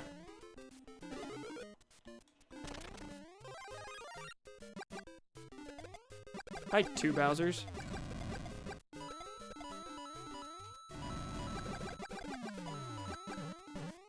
Ken, do you have a Halloween costume planned? I do not. Was not really looking to spend the money on that. So on the day of Halloween, I might rush around the house and see if I can make anything super makeshift out of what is around the house. But I also might not. I don't know. There is no plan, at least.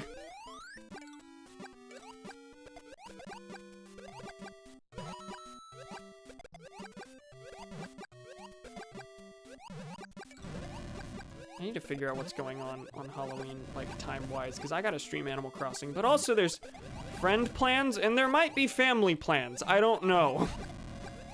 Like, among those friend plans, very few people are still living with their family right now. Most people in our friend group are on their own. That's not me. So, to some degree, I still have to work around whatever my family's planning. If anything, I don't know.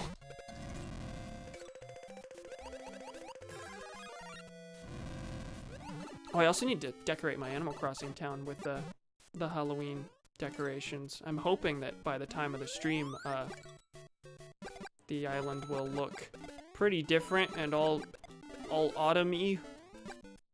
Put pumpkins everywhere, craft things with the pumpkins, because there's a lot of recipes I've gotten to craft things with pumpkins, and I haven't actually used any of them.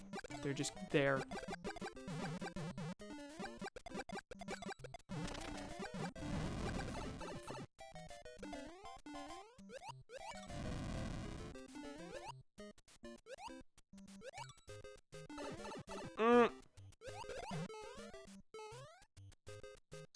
Hello, friends.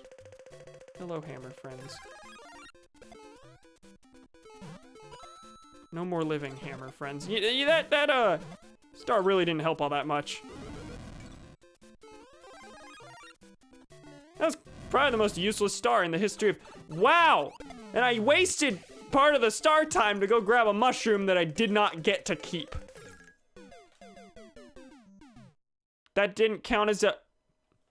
Okay, that's the second time that this basic sort of thing has happened. Okay, so, first of all, I feel like judging from where I collided with it, the hitbox, I should have killed that, right? I was on top of the blooper, but that didn't happen. Other thing, I had gotten a POW like the frame that I died. I got a POW block the frame that I died, which should have killed the thing, but the frames were just misaligned to the point where it killed me at the moment of its death.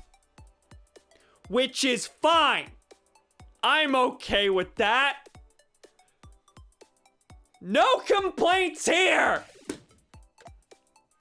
Current plans, my Halloween party starts at 5, but like you do you. Yeah, I don't know what I'm gonna do. I need to figure that out.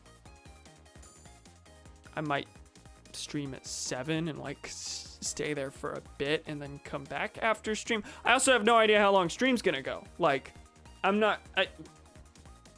I'd like to be like, oh, this will be a short one because I've got things to get back to, but also it's Halloween and Animal Crossing. There's a lot to do in Halloween in Animal Crossing, then I don't know, I might stay for a while.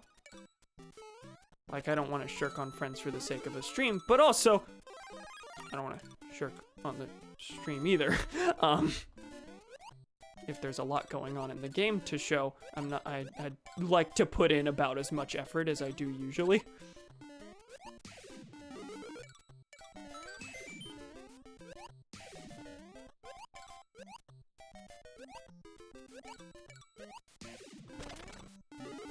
Please eat potato chips. Do I have any potato? I'll probably eat Chex Mix. That is likely what what my snack of choice will be.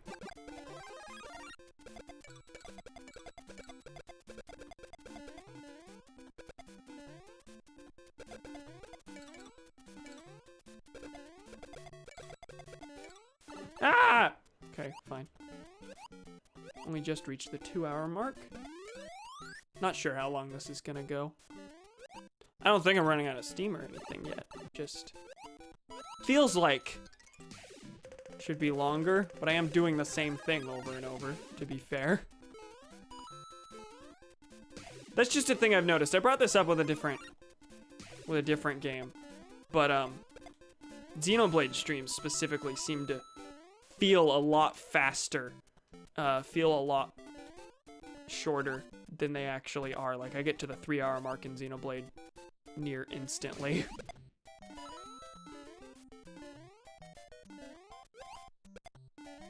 But then, yeah, it was Mario Galaxy that I mentioned it during. I was streaming Mario Galaxy and making pretty good quick progress in it, and I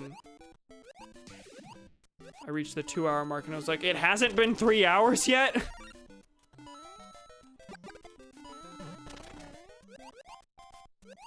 feel like there's rare be the situations where one would say, what? It's only been 2 hours? How has it not been 3 hours yet?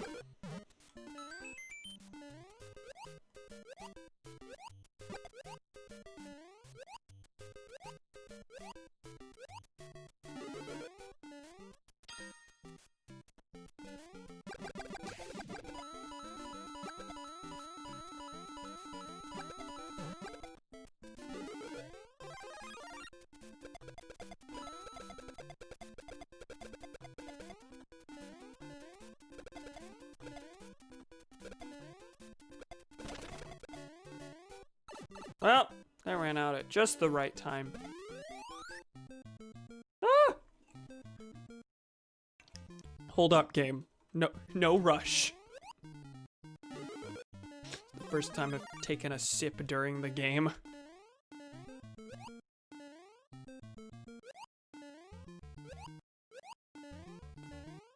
But can I hit the block? Thank you.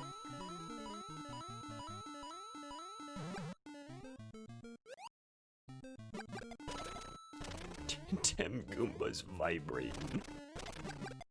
That they be. They do be vibrating. What was I gonna say? Oh, tech thing that none of you noticed or care about that I'm still gonna ask about anyway. I turned the exposure on my camera down by 1 level, because I was noticing this has just been a thing for a while and I figured I might as well It's been a bit. Might as well try to mitigate it. I turned the exposure down by 1 because the camera every so often will lag a bit. I think that's still happening, but my question is it like noticeably darker, and could the camera use some turning up, or is the brightness like good and fine?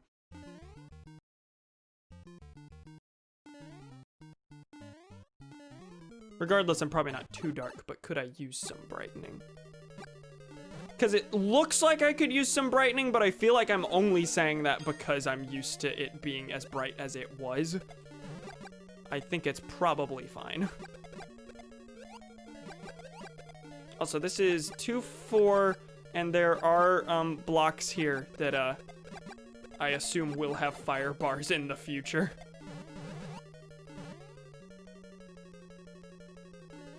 Oh.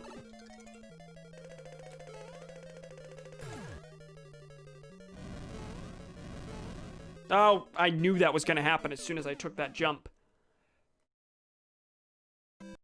As soon as I jumped, I was like, no, stay on the platform and spin the wheel. Use the item.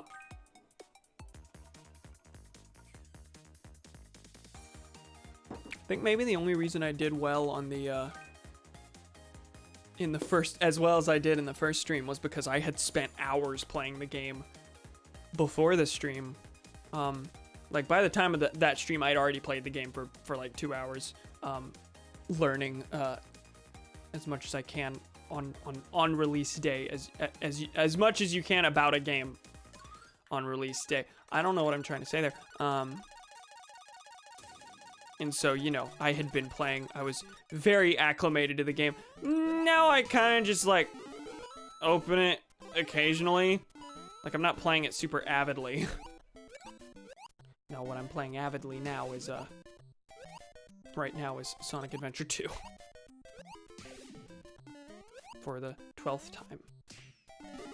It's far more than 12. I like that game a lot. Have I mentioned that before? I mentioned this on Twitter, but I'm raising Chow for the first time since I was a child. Usually when I revisit Sonic Adventure 2, I just replay the story and then leave, because I can do that in the span of 2 days. It is a game that is easily completed in 2 days, but not easily 100%ed in 2 days. You're gonna take like a month on that. And also there's the Chow, which are basically an endless thing where you just raise little baby pets, little baby children. I think the reason I've never Baghead, it was box head. Greg wears a box on his head, but you can put bags on their heads. My child Jeremy with no legs. I've done three KOs here. My child Jeremy with no legs. He is wearing an egg on his head, half an eggshell on his head.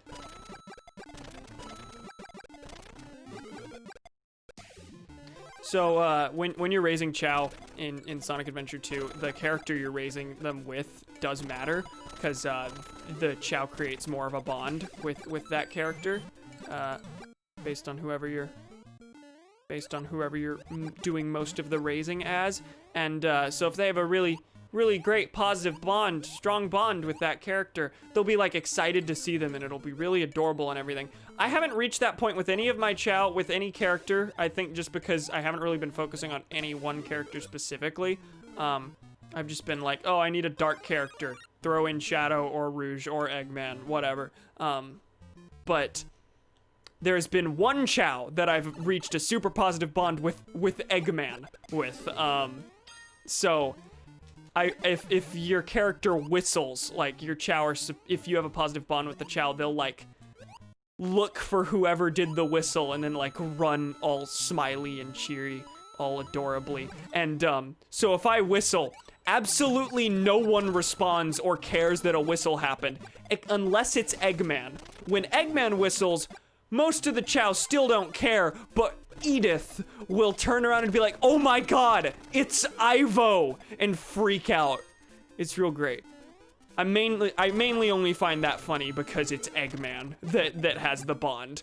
Eggman is the one who is the Chad at raising children, apparently. Chad Dad, you might say. What was I gonna say? Something more about Chow. I think the main reason I never got back into playing with the Chow like I did when I played the game a bunch as a kid was because the Chow are really there as an incentive for you to keep replaying the same stages over and over. And unless you're going for 100%, you really don't want to play the same stages over and over. Each stage has 5 missions within it, and you want to A-rank the missions. So realistically, if you're trying to 100% the game, you're gonna play these stages like, at minimum, usually 10 times each. And if you're just playing casually, there's no reason to do that. And as such, since you're not replaying the stages, you'll never have anything to give your Chow. So, I just never did that again. I was like, oh, it's this cute little thing. But I never really thought of it as specifically an incentive for you to 100% the game, which it kind of is. It's an incentive for you to keep replaying the stages over and over, and you'll reach the point where it's like, well, I'm replaying the stages anyway, I might as well try and do well on them. I might as well try and complete all the missions. And on that front, I do think it's kind of genius as an incentive to make you want to go for 100%. And also the other way around. Like, I specifically set out to 100% the game before I was like, oh, I'm gonna play with the Chow again. Because, like, if you're replaying the missions to 100% them, occasionally you'll want to break from playing the same mission over and over, and the game has that. The game is like, oh, you don't want to do epic platforming? Go have fun with your children. Anyway, Sonic Adventure 2 is good, and usually when I talk about it being good, I don't mention the Chow Garden, even though most people would mention the Chow Garden as, like, the first thing that is good about it. A lot of people will say it's the only good thing about it. No, it was pretty much always an afterthought for me, except for when I was like 12. It's nice to discover new things to like about the games that you adore, is what I'm saying. It was just really neat.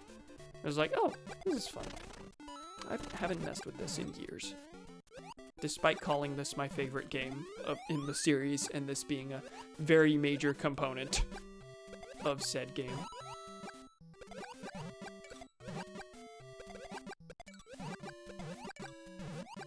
Anyway, get me talking about something other than Sonic. Because I'm noticing no one is responding to that ramble. Greg attempted murder. Greg did attempt murder. I tweeted this earlier. My Chow Greg. No, it was, yeah, it was Greg. Greg, pushed Charles into the pool while he was sleeping.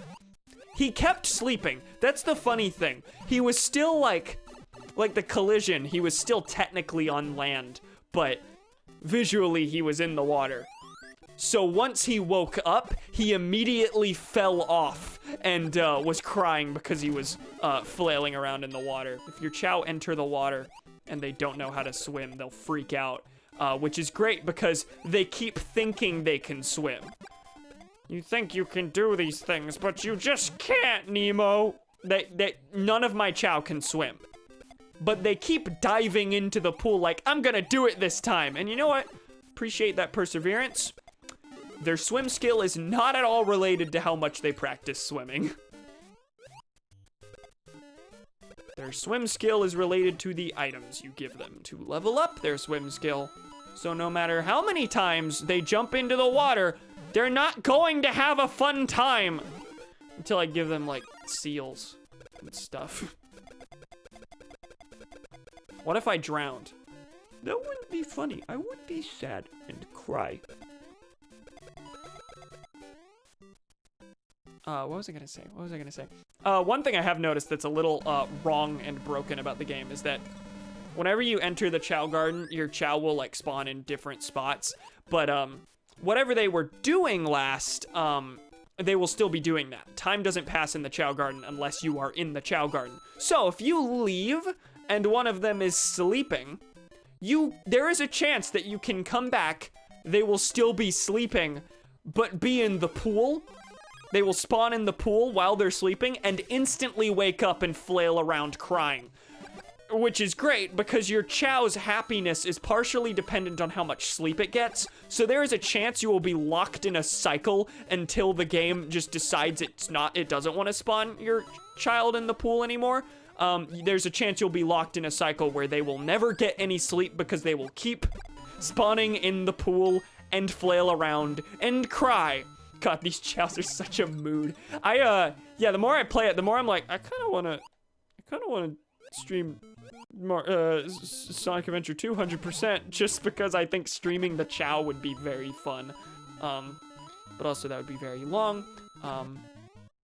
I'm already in the process of 100%ing the game, and something tells me by the end of it, I will not be exactly itching to try and 100% the game again. Next revisit after that will probably be just the story. There's also just the fact that, like, Sonic games can be interesting beasts.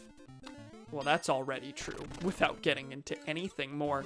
But what was I gonna say? Sonic games are interesting in that actually beating them is a very quick ordeal most of the time. Like, Sonic Forces is 5 hours, if that. Sonic Generations is pretty comparable. Sonic Generations might actually be shorter. It's probably shorter. Sonic Generations has 9 levels.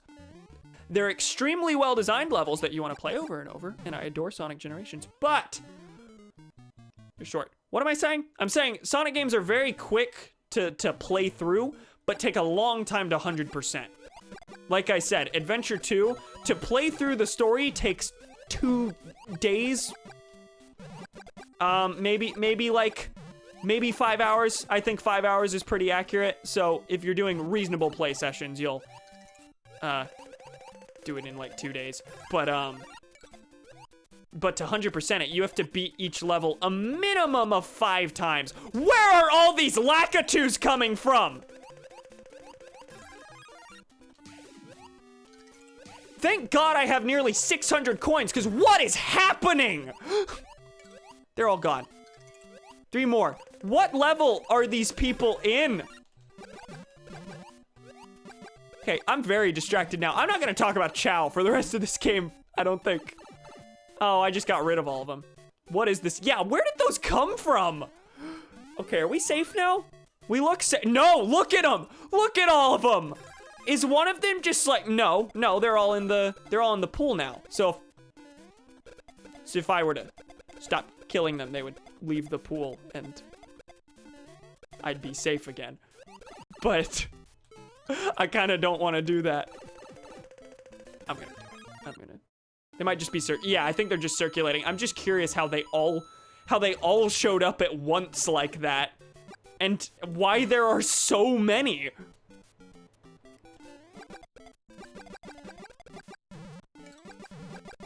Fellas! Who is stopping in one spot and killing all the Lakitus? Oh my God!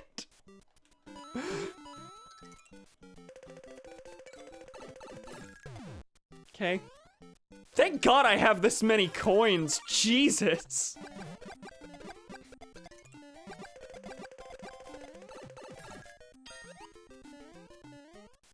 Oh, I think part of it is that you really can't just pass them by. Lakitus follow you forever, essentially. Gonna lose that instantly. No universe where that didn't happen. Of course I immediately get a star! Wow! Wow! Wow! I mean, was there really a universe where I was gonna win that? That would have been the triumph of my life if I won that. God, that was insane. That was wild. Back to the video game. Still only 1 win. I feel like I was still talking about Chow. I had something else I was gonna say.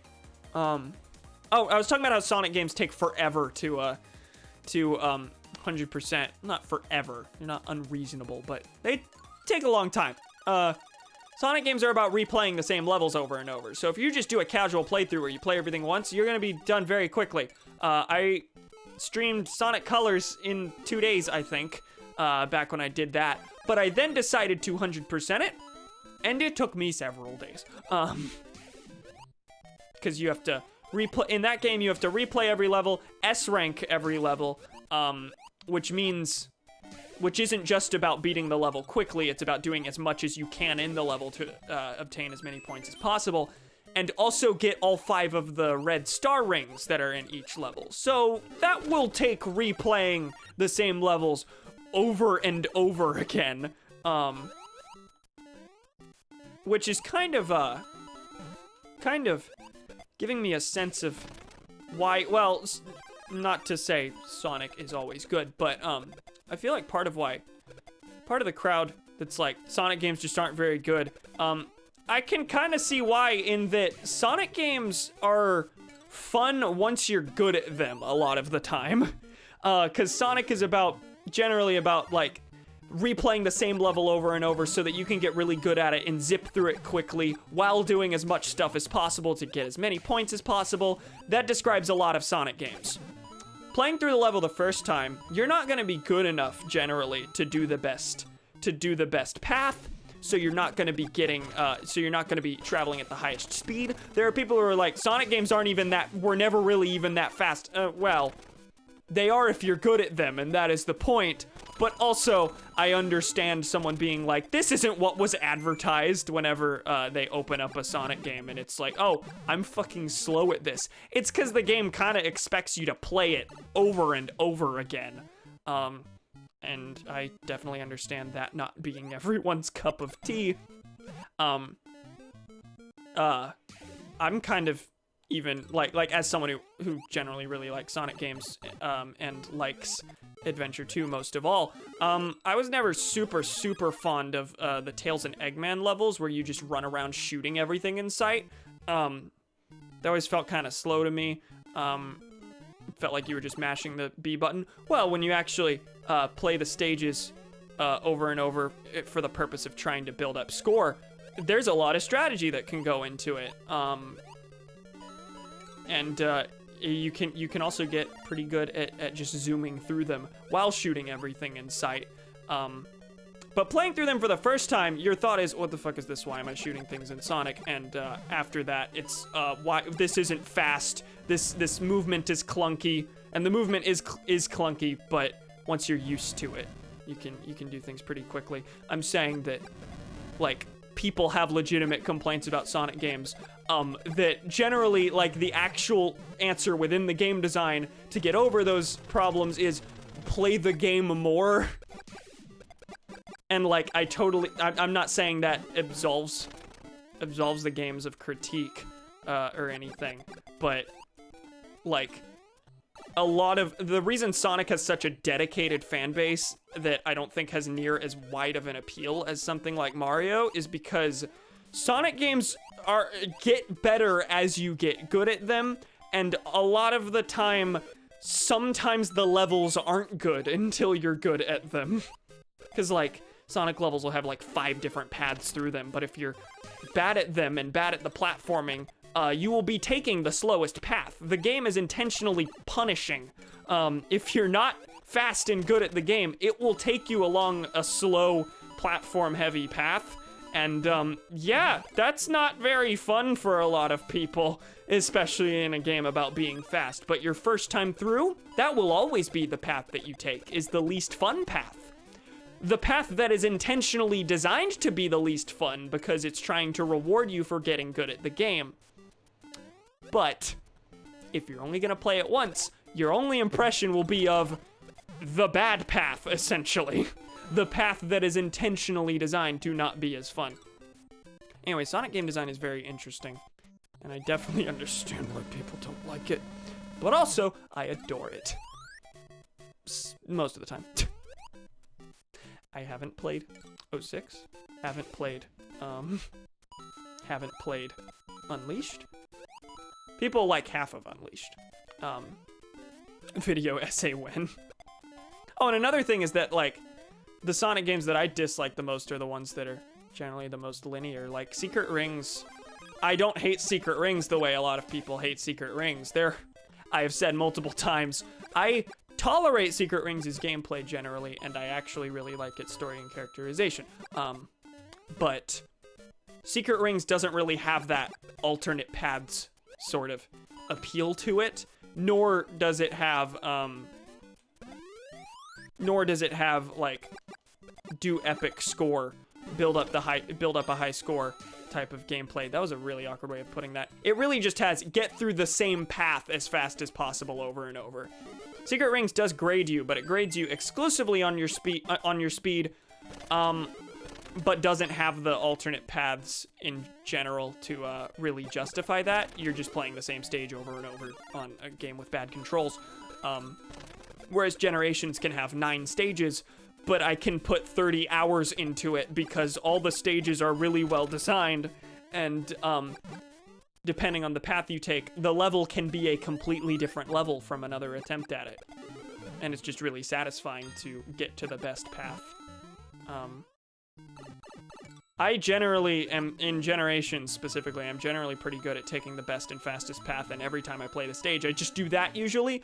But sometimes I'll fuck up, and I will fall onto a path, and it'll be a path I've never seen before. It'll be a part of the stage I have never, ever played, because the stages are that intricately designed. And I think that's real good. I think this is pretty interesting, good game design. I like video games. Video essay when? I feel like this kind of stuff has been said by... Sonic games have been very, very analyzed. But also, to be honest, haven't watched a lot of Sonic analysis, so... I don't know if I have... Maybe I should try and watch Sonic analysis, because I do have Sonic opinions.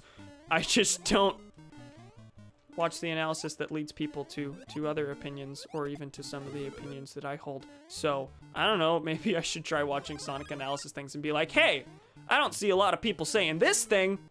Here's a thing that's good. Or here's a thing that's bad that people don't complain about. Like, I've said before, I kind of want to make a video about Shadow the Hedgehog, specifically in regards to its story, so that I can go a little deeper than it's funny that, that anthropomorphic hedgehog use guns and run around to awful metal music. Because, like, yeah, that's true. Shadow the Hedgehog's tone is extremely funny. But also, there's a little more to say about the story and how it's completely nonsensical. I think I've mentioned this particular example before, but oftentimes the paths you take will be completely nonsensical in terms of, like, how events lead to other events.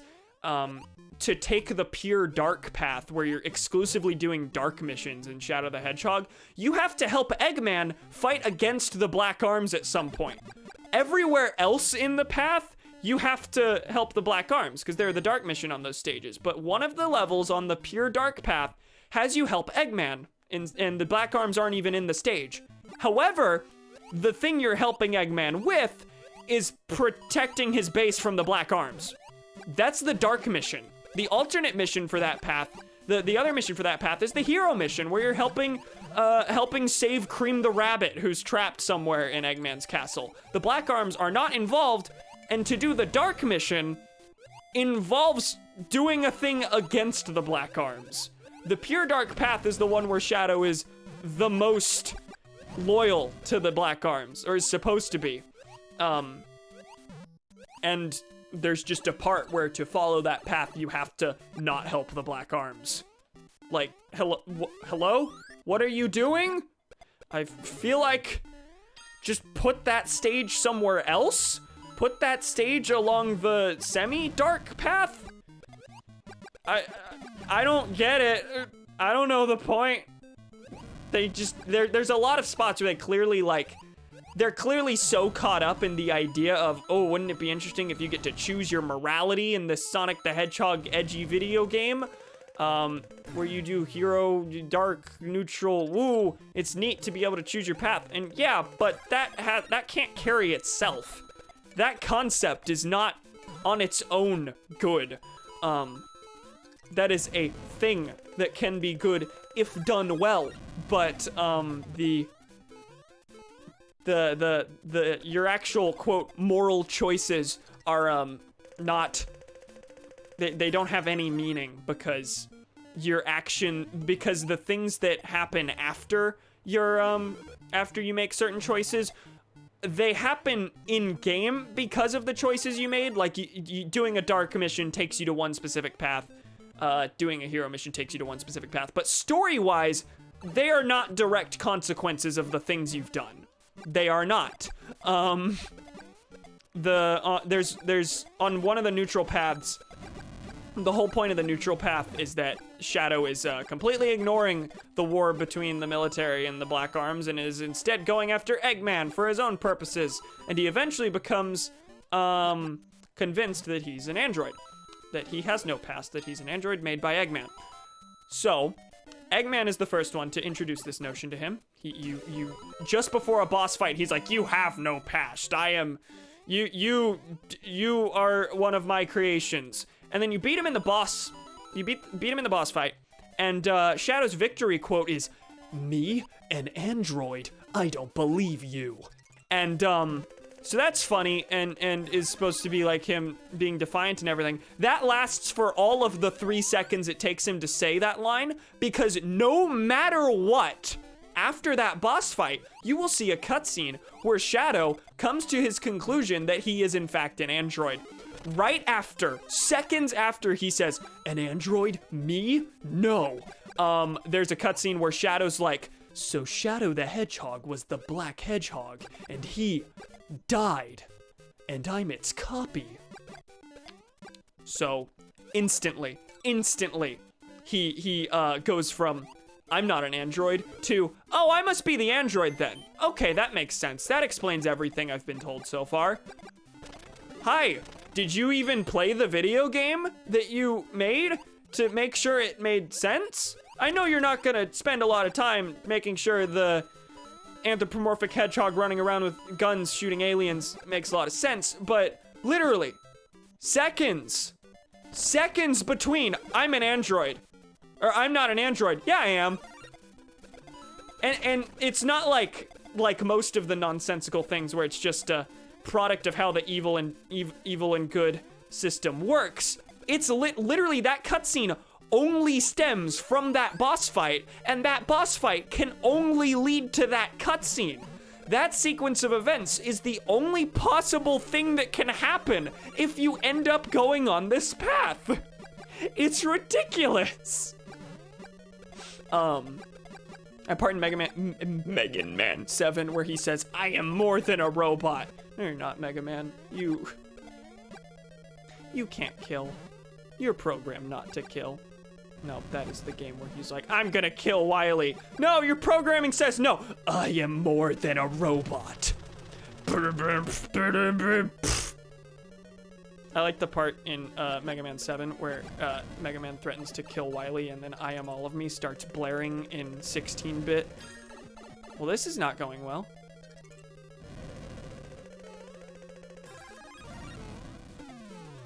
Can I run straight to Bowser? Can I make this?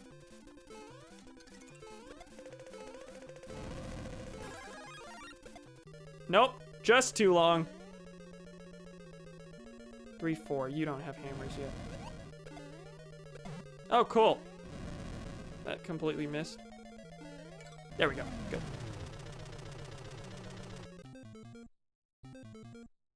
Do those fireballs now spawn in other people's games? Yep. One of the more difficult things to send over to people. It also spawns in my game. Just right in the direct spot I want to go. Okay, did that kill the fireball? Was the fireball on screen? Okay, there we go. Just what if Sonic was a chaotic neutral warlock? I'd honestly be really interested to see if, like, there's a lot of concepts in Shadow the Hedgehog that I would actually be really interested to see them go back to. Like a mission-focused gameplay combined with speed, because part of why Shadow the Hedgehog is bad is because that mission-based gameplay interferes with the speed of the game. Oftentimes you're just stopping to like look for very specific things.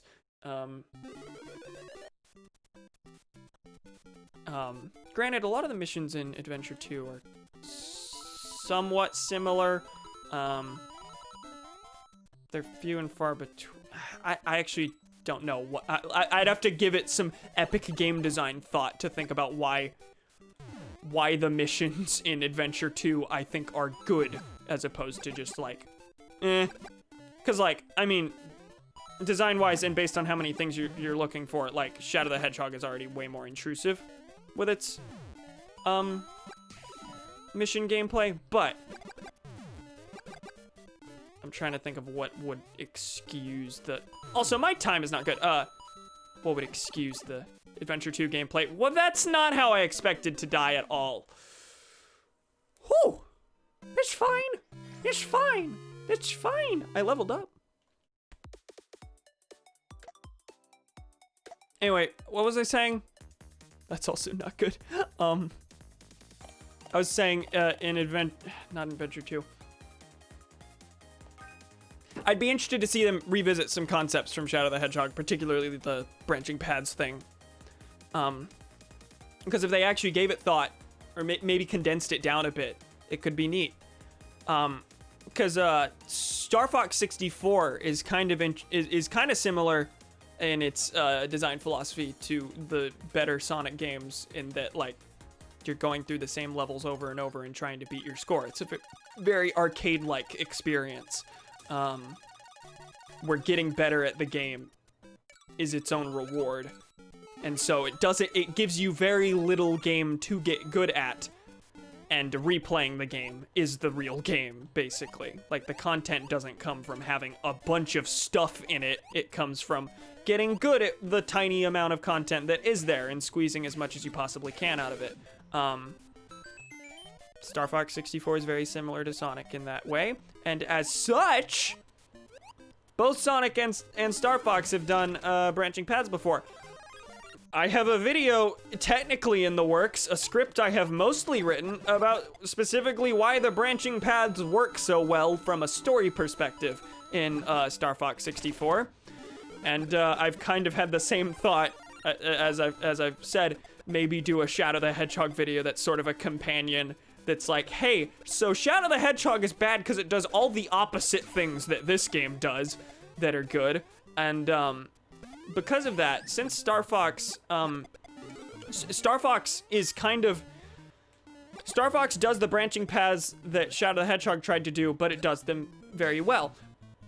Star Fox 64 also has the design philosophy of a lot of other Sonic games. So as such, that tells me that a Sonic game with branching paths has the potential to be really good if they do those branching paths well, because in a way, even though like obviously Sonic and Star Fox 64 aren't at all the same genre, they have a lot of the same design philosophy. So in a way, there is already a good Sonic game with branching paths. Like, if they follow a lot of the same design philosophies, then that can be done while inhabiting a different genre. I don't talk about a lot about game design, nor do I consider myself a game design expert at all, but sometimes Star Fox and Sonic, those will get me going. I have two concepts for Shadow the Hedgehog videos that I haven't really worked on at all beyond, you know, rambling like this. I'll have to save this stream and be like, what did I say about that thing? Oh no, that was wrong. It's actually the opposite of that. Anyway, I have two concepts in my head for potential Shadow the Hedgehog videos that I've never haven't actually worked on at all.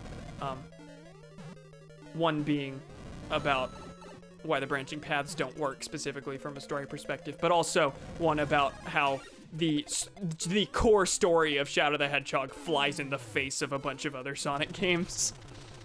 Which I've said before, Shadow the Hedgehog is a game where the military are the good guys, and Shadow the Hedgehog is a game where the military are the good guys, and that ultimately, judging from the next game, ends in Shadow joining the military. When Shadow's debut game, the main antagonist is bad because the military fucked him over and killed his granddaughter. And Shadow's evil because the military killed his only friend. I've mentioned this how many times? I want to make something about it. Shadow the Hedgehog is partially bad because its story is antithetical to Shadow's debut game. It is a game titled Shadow the Hedgehog that completely misses the point of the character in the first place.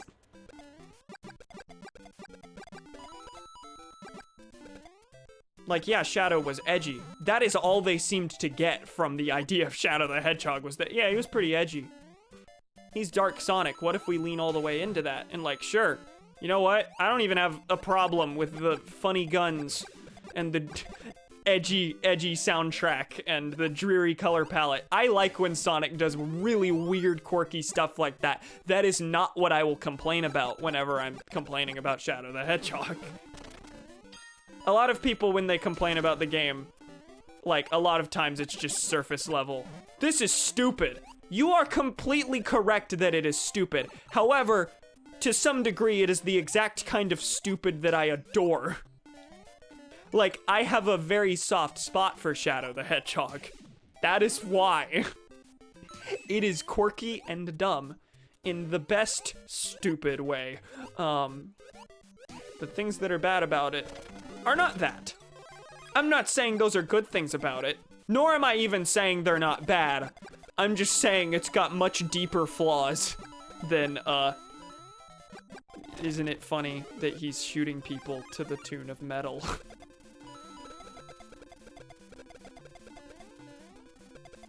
Not saying it's like you should make fun of that. All you wish, because it deserves to be made fun of. But I'm just repeating myself at this point. I'm at the 5-player mark.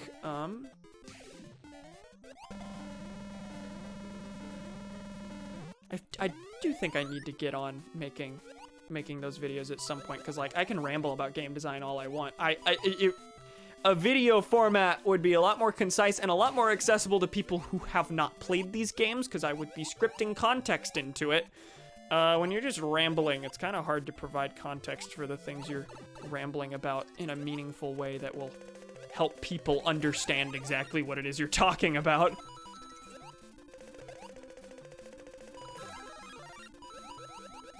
I also said before, I think that I, not just because I, don't have the playthrough archived, but I do want to restream Shadow the Hedgehog at some point down the line, just because I have a lot more to say about it than I think I did at the time. Because at the time, I was playing through the game for the first time. So a lot of it was just, wow, that's bullshit. Hey, that's bullshit. Oh, this level's kind of fun. Oh, that was bullshit. As your first playthrough of a game tends to be. But, you know, if you become intimately familiar with a game down the line, you're going to have a lot more to say about it. And I think that makes it worth streaming again, from a very different perspective than I had the first time. Halo Combat Evolved, it always gets me going with game design. Yeah, no. Like, I again, don't consider myself a game design expert by any stretch of the imagination, but at some point, whenever you play a game a lot of times and become familiar with it, you're gonna actually be able to articulate what's good and bad about it. I didn't have to do any studying to say that certain things are nonsensical and could have been done better in this game.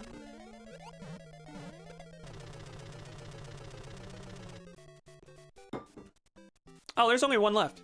Hey, buddy. How you doing, Paleo? Friends, gamers, countrymen. If I had waited a second, I would have gotten a fire flower instead of a mushroom. Friends, gamers, countrymen. Yeah. Do you take issue with the words that I spake?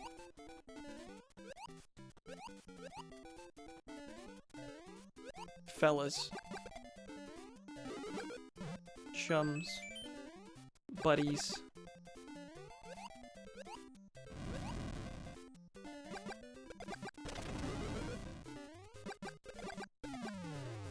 Lend me your earlobes.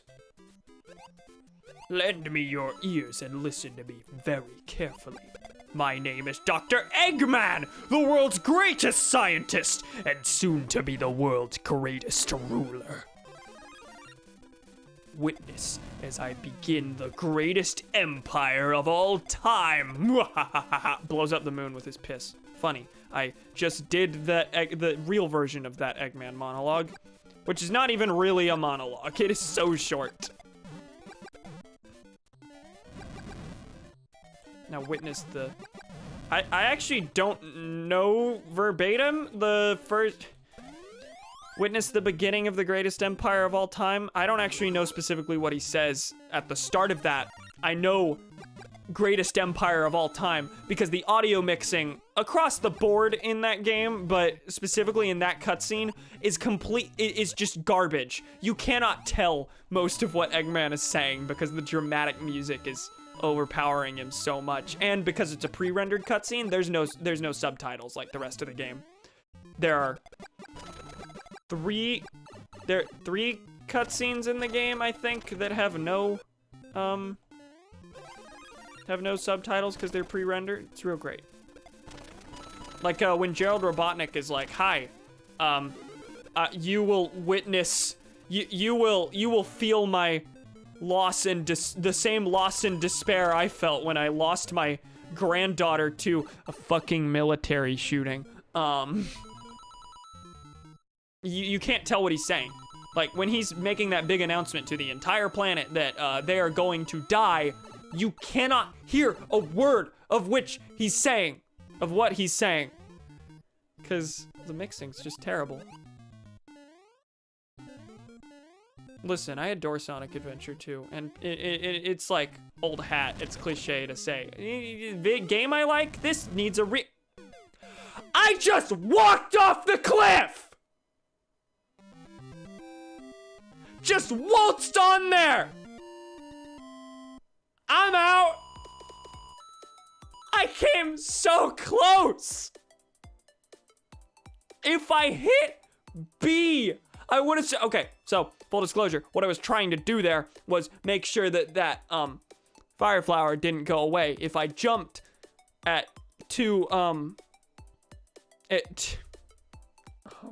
if I jumped at a speed that was too high, the fire flower would have gone off, and I wouldn't have been able to grab it and increase my time. So I was being careful, but not careful enough. So instead of jumping, I was planning on turning around and rushing after it, but that didn't happen. A lot of times old games we see as cliche started that cliche. Like, yeah, that's the whole, I think the TV trope listing for that is Seinfeld isn't funny, because some people will go back to Seinfeld and be like, I've seen this so many times. Well, that's the show that started you seeing that. It was imitated a bunch because it was once upon a time good. But what I was gonna say was, it's cliche to say, this game I like, it should get a remake. Adventure 2, I think, would really benefit from a remake. Or at least just some form of a remaster that isn't borderline just a direct port. Like, they have ported Adventure 2 before. I'm playing through its widescreen form on, oh, good night, Gremlin. Glad to catch a stream. Glad to be able to stream at all. Glad to do it. Thank you for stopping by. It's cliche to say a good game deserves a remake, but Adventure 2 really does deserve a remake because there are things about it that are real bad that need to be fixed, that don't even need, like, that wouldn't even involve reworking, like, the whole game. It would just be simple things like, what if you reanimated the cutscenes and fixed the audio mixing? Like, that'd be cool. I'd appreciate if we got a version of Adventure 2 that at the very least didn't have music overpowering every single line of dialogue.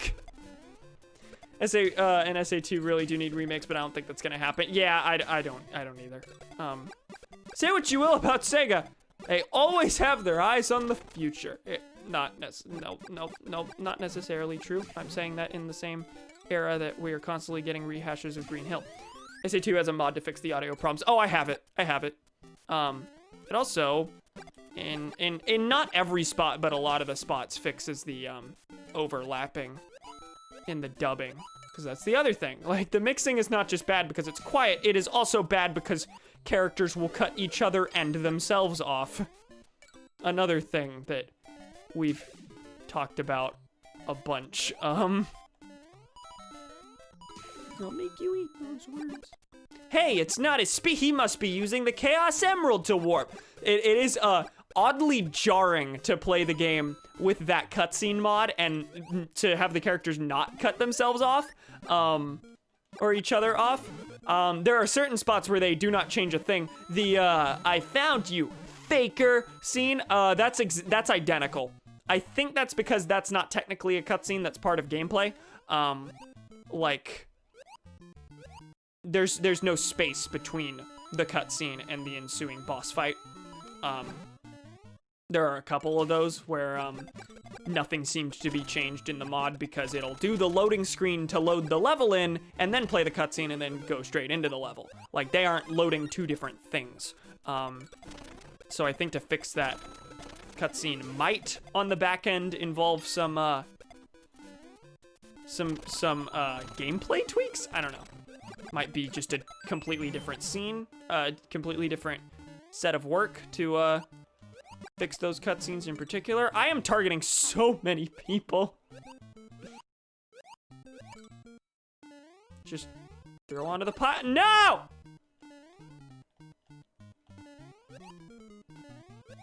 Would say New Vegas could do with a remake, but that there's that mod team just shoving New Vegas into Fallout 4. Yeah, yeah.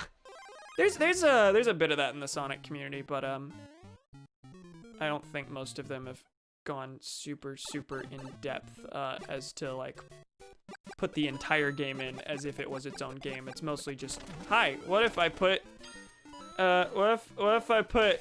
Radical Highway into Sonic Generations? What if I put Sonic 06 levels into Sonic Adventure 2? But that kind of stuff is done more so to just see what it would be like in another game than it is to like properly modernize the thing. Because like Sonic Adventure 2 design-wise is very different from a lot of Sonic games. So like you couldn't plop Adventure 2 into Generations and it be the same game. Like they are basically completely different genres. Sonic 06 remake though. There is I know there's Project 06 that's happening in Unity. I tried to get that to run on my computer and it did not work, mainly because I think there's some controller issues they need to iron out. The dead zone on my control sticks did not work. In that no matter what direction I'm pointed in, I would be walking at the slowest speed. Not no matter what direction, no matter how far I'm pushing the control stick, I'd be just strolling along. That makes it impossible to play a Sonic level. And my brother tried installing it and is having the problem where everything is just hanging to the left. Like he just can't play the game because he's constantly going left. Project 06, haven't tried it. TBH. It's fair. I knew it existed. I know there's a lot of people who have praises to sing about it, but there's quite a bit of optimization issues. And also, like, to open it and play it properly, I imagine I wouldn't be able to truly appreciate a lot of it because I don't know specifically how poorly 06 controlled. I have not played 06. So to play a remake of 06 would be, you know, experiencing the game for the first time, essentially. So, I think I'd like to at least have that context of how bad the game was originally. I think that makes sense. Unity. I'm trying to think of games I've played that have been made in Unity. Cause like it is easy to instantly be like, well, that's made in Unity. That's probably not good. I'm trying to think. There was something that I thought. Oh, isn't Pathologic 2 made in Unity? I think it is. Granted, I haven't played Pathologic 2. I've just played a demo of it. But I think Pathologic 2 is made in Unity. But also, like, there's probably quite a bit of jank in Pathologic 2. There's a lot of jank in Pathologic 1. A lot of times it's intentional and part of the experience.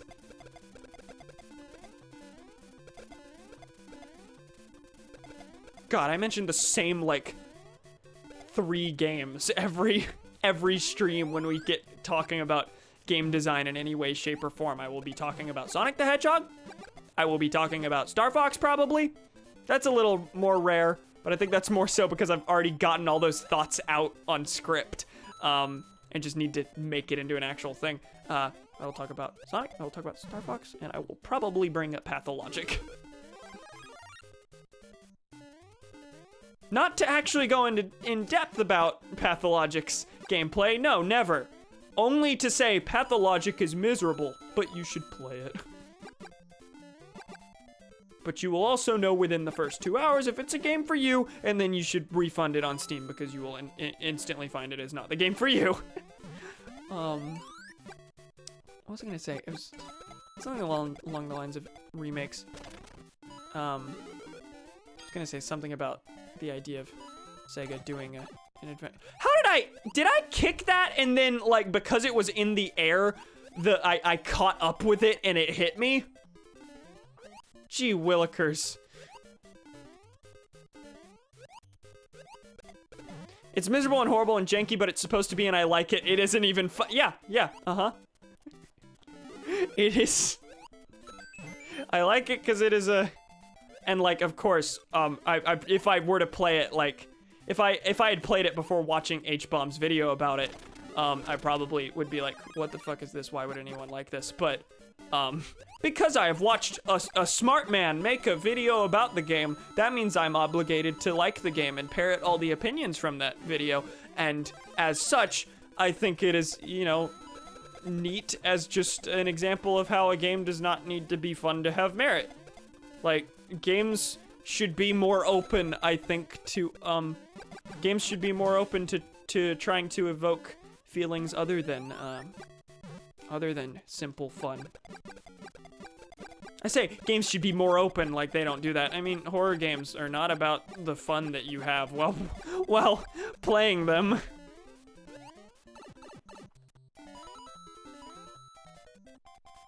It is just, you know, it's neat to see games do a little more than just, yeah, this is fun.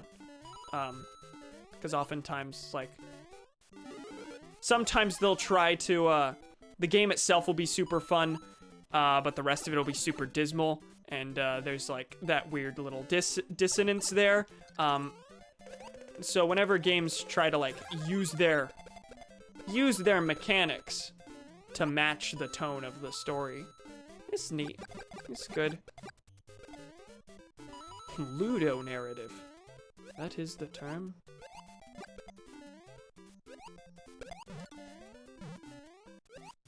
There's, I think I've read this before. I've watched, Dan Olson, Folding Ideas, has a video called Ludo Narrative Dissonance that is about the idea that, no! No! No! No! I can't even see! I can't even see! Oh, I'm playing the game, but you can't see it! What is happening? No! One moment, please. You better get back. You better get back, because I'm not, I am not abandoning this. I'm not abandoning this game. I'm so close, and I have so many coins, too.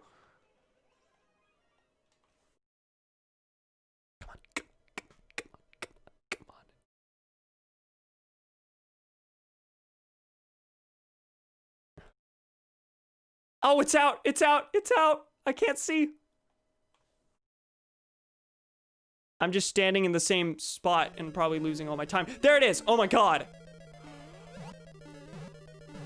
I'll get to what I was saying later. I do not like these. Oh, I'm not taking the right path. This is the one where you have to, where there's like a certain pattern to it. Yep, that's why everything just disappeared. You have to go down this. Oh, shit.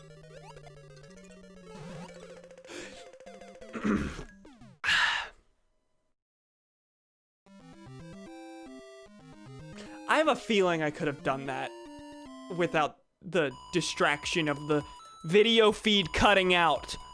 Because part of why I didn't take the proper path was because I wasn't focused on what the level was. I was focused on surviving while doing this. That piranha plant was horribly placed. It was. Yeah, I should have run the roulette instantly. I didn't really have time. Enemies were... The piranha plant was there, trapping me in, and then everything else was, like, coming at me from above. I didn't really have time to make it out of there. But I wouldn't have been in that situation if I, wouldn't have been in that situation if this didn't happen, if the video feed didn't cut out. Oh, that's disappointing. I'm sad. We'll do one more game. Have you seen the latest cursed take? There are many cursed takes. Throw it at me. What was I saying? Something about ludonarrative dissonance. Oh, it was a video about how, you know, oftentimes the mechanics of a game will tell a different story or achieve a different mood from what the atmosphere, from what the aesthetic atmosphere, goes for. It's like you'll feel like epic gamer person, just chewing through everything, but the aesthetic and the story and the character motive will be telling you, they're just like scrounging for scraps and that kind of thing, even though you're swimming in inventory and have all the ammo in the world, and anything that comes your way you'll just kill instantly. Like there's a dissonance between the story the gameplay is telling and the story that the story is telling. Wow, Fallout 4, that's literally Fallout 4. Granted, I feel like Fallout 4, like, once you get to the point where you're super, like, I feel like part of, at least, the Bethesda charm of Fallout is, the idea of being super epic and wacky and being able to chew through everything. But yeah, the story initially, yes, exactly. It's going for two vastly different things. And doing both things intentionally. Like, oftentimes these are not, like, this dissonance is not necessarily a flaw, or unintentional. It's, like, just a feature of how they approach games. Like, they treat the gameplay and the story as two different elements. It's like, okay, we're gonna play this cutscene where you're expected to care about this, but then you're gonna cut back to you wearing extremely funny outfit and being able to murder everything. So the video was about that, and about how games should strive to do more, basically. How game mechanics can also be a medium through which to tell the story and evoke a feeling, not just the aesthetic. That game developers should treat them more as a cohesive unit than two different things. And someone in the comments said that sometimes that dissonance can be real good, and charming. An example being that in The Witcher 3, there is a part where during a quest, there's a quest where you're playing a snowball fight with a child or something. You're having a snowball fight with a child, but the mechanics are telling you that you're in a fight with like a super strong enemy. Like you'll be in this snowball fight. The weapon you'll have equipped is a snowball, and the epic battle music will be playing, and like that's, you know, there intentionally, like that's the charm of the thing, is that the mood of the scenario doesn't match the mood of the gameplay. There was no point to all of that. I just briefly mentioned the idea of Ludo narrative and was like, isn't there this funny thing in The Witcher 3 that I read about? Yeah, that's what it was. That was the point. That dissonance need not be a bad thing if it's intentional and cool. Thank you. You're welcome. Cursed take. I'm so serious though. Homeless white people can't get a dime from me. I don't care how. Cool. Cool. Have no thoughts on that. No comment. Not worth a rebuttal.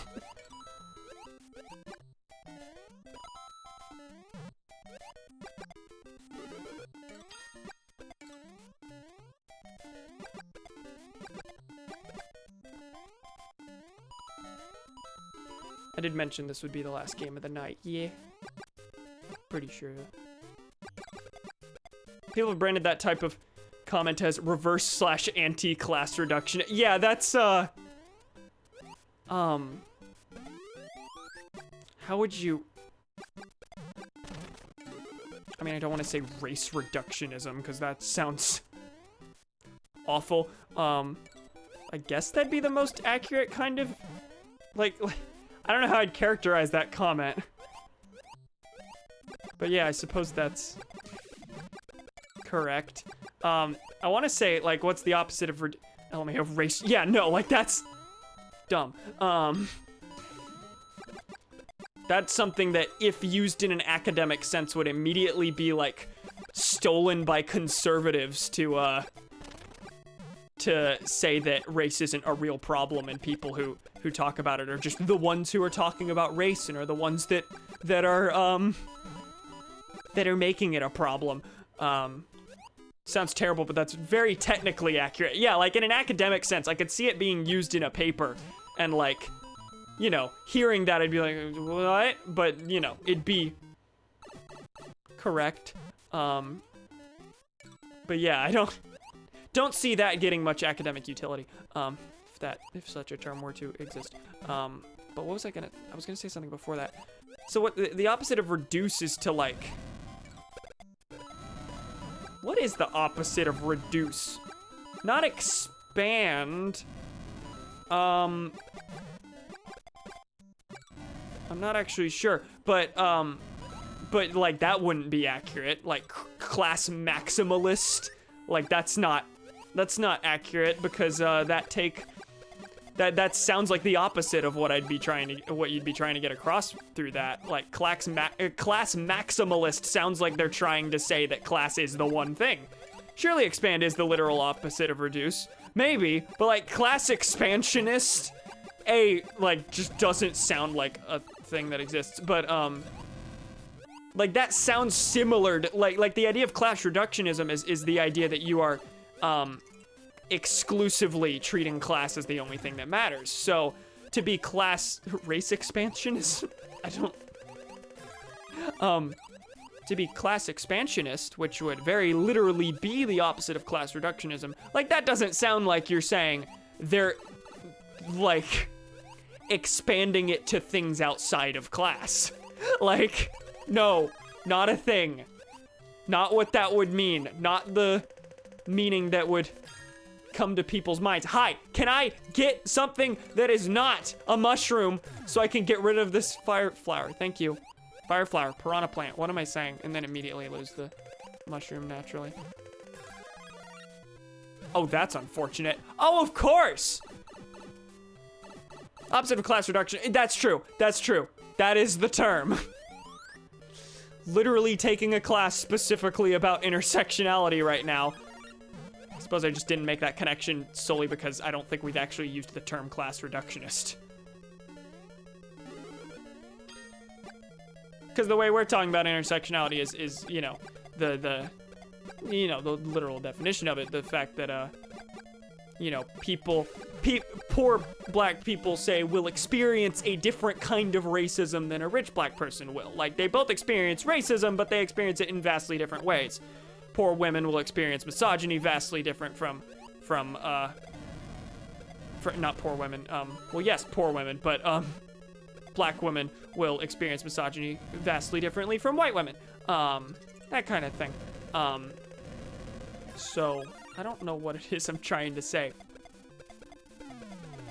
We've just never used the term class reductionist in the class before. So, you know, I didn't instantly make that connection, but no, that is the thing. Race reductionist, goddamn. Gender reductionist.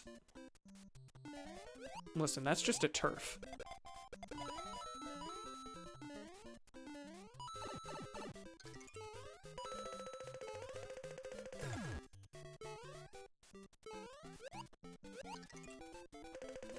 Suppose that kind of reductionism, where they don't include class in the analysis at all, would be like, is just what people generally decry as identity politics. I don't like to use the term identity politics because it is equally used by lefties. It is used by lefties who legitimately are class reductionist. It is used by lefties who are legitimately criticizing people who don't factor class in at all. But it's also used by conservatives to just yell about anything vaguely liberal.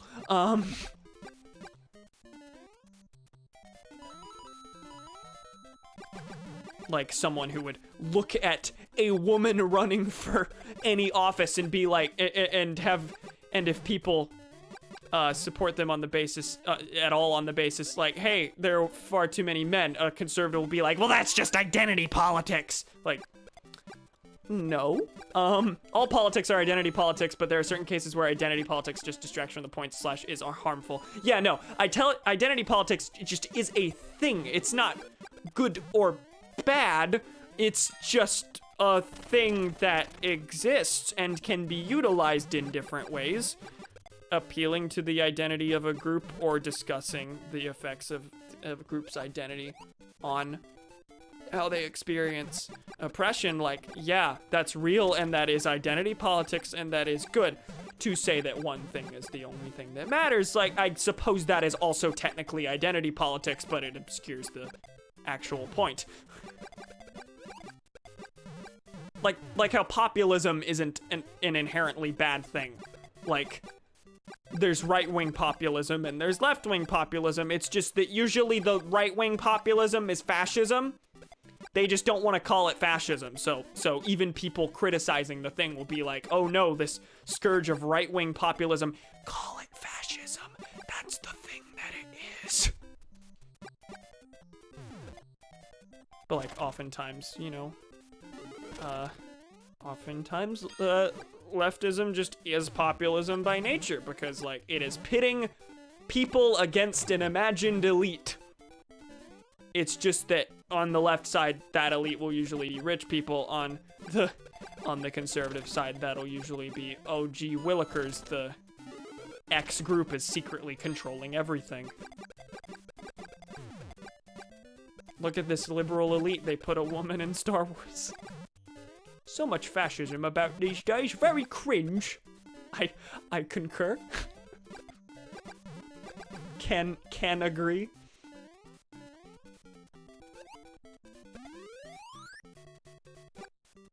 Also, like an hour, I think it was like an hour ago I asked about if the exposure on my camera needed to be upped or not, and I take the fact that I got 0 responses as a, nah, it's fine. Imagine being fascist in 2020, like, grow up, LMA.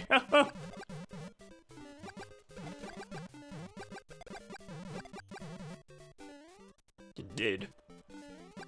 Did you just say my last message is right? I think I did.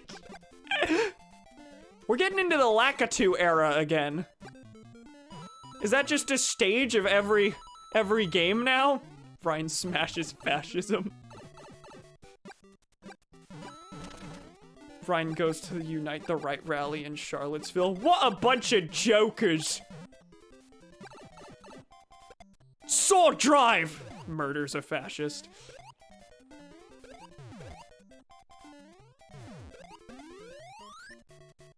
I would have taken damage from the Spinies down there. I did not expect to land on the Lakitu. I did not have near enough momentum to actually reach the flagpole. I was about to just land on the Spinies. Is it really murder? This is fair. If they want you dead, then Rhine pro-genocide anti-fascist absolute galaxy brain.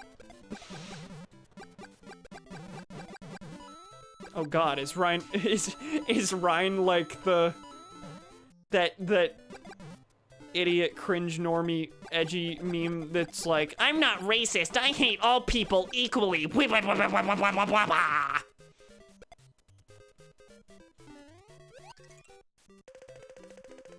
just gonna let that sit for a second. Just let that stew.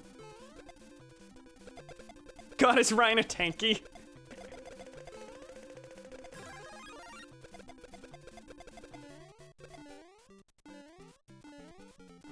Did I pass by the Lakitus entirely? I won!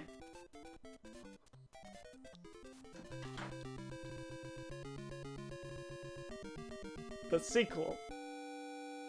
The second win. I mean, with that, leaving on a win. See, now I'm tempted to do it again. Maybe I should leave it on a high note, but now I'm tempted. I'm like, can I get it up to 3 on the last game? Can I do it? Can I do it? Why is the time moving so fast? Oh yeah, by the time there's only a few left, if nothing has happened and no people have died in a while, I think, it'll start ticking the time faster in order to cull the herd. Ryan supports socialism, but thinks all these SJWs are restricting his freedom. So he's part of the dirtbag left. Good.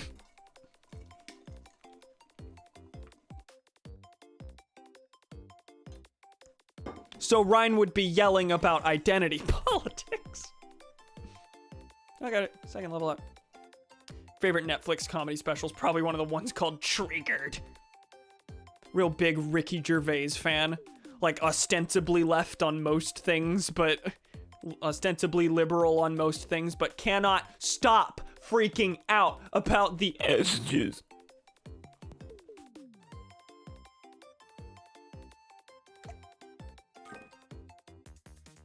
I'm gonna do one more. Just see where this goes. Not sure that's an accurate description of dirtbag left. I mean, I see it used in various different ways.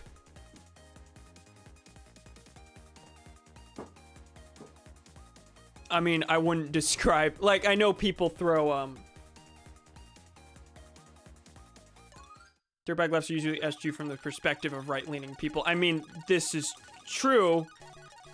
However, there are leftists who are like, I mean, they wouldn't generally use the term SJW, but will, like, decry things of that nature. Anyway, what was I saying? I was gonna bring a thing up.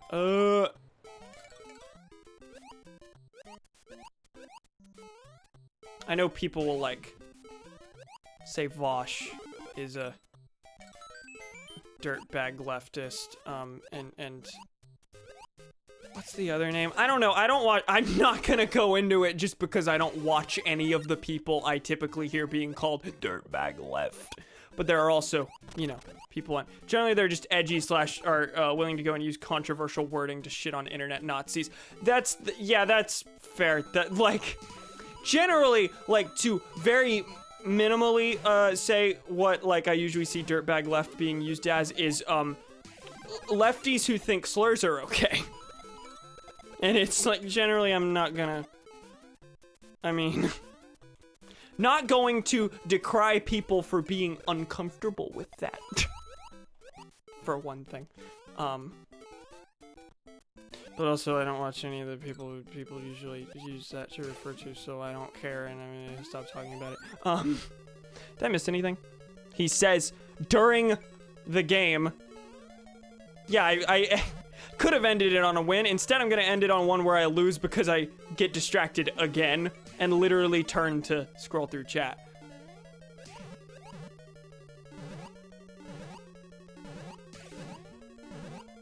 This is fun. I didn't have room to make that jump!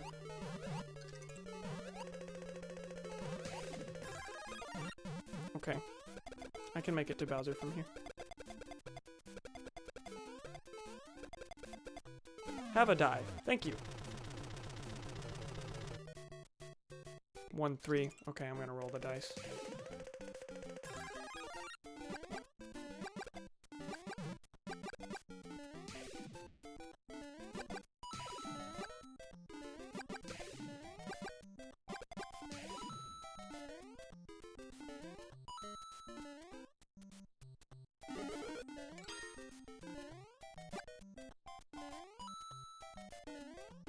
Anyone still alive?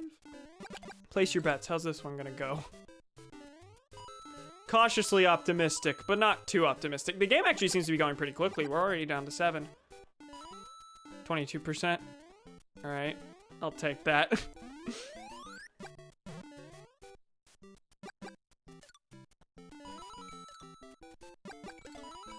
I wouldn't say I've had a... Actually, I don't know how many games I've played so far. So I wonder what my probability actually is at this point. 2 out of... I don't know.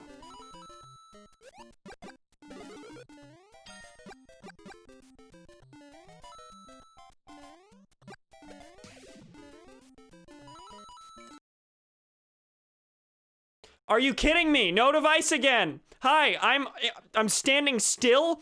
I can't see in a stage with cheeps everywhere. Okay, I didn't get hit. Oh my god. Okay, I'm gonna get out of this stage and then I'll try and fix that. God damn it.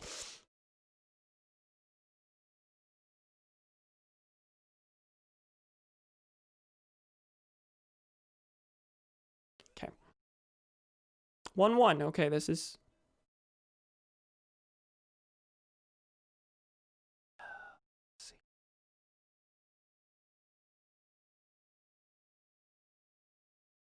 Please come back. Are we back? Yes. Good. Gee whiz liquors.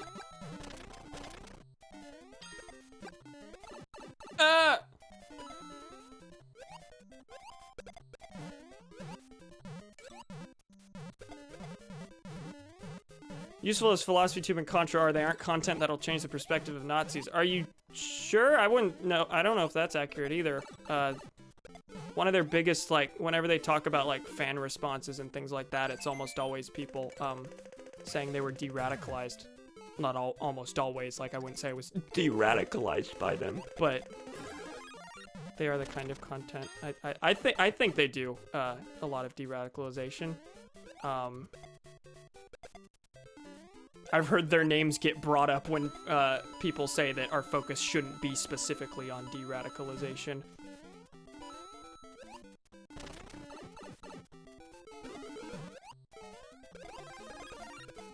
Possibly I'm wrong. I mean, I'm probably wrong about the things I said earlier. I see there is in fact a message I cannot read right now.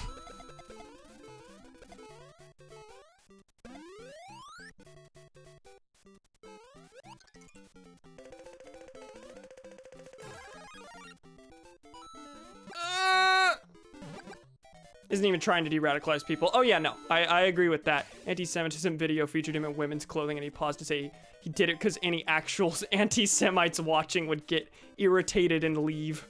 But yeah, he's mentioned people have been de-radicalized. Yeah, I think it's more Contra's name that gets brought up in that sort of vein.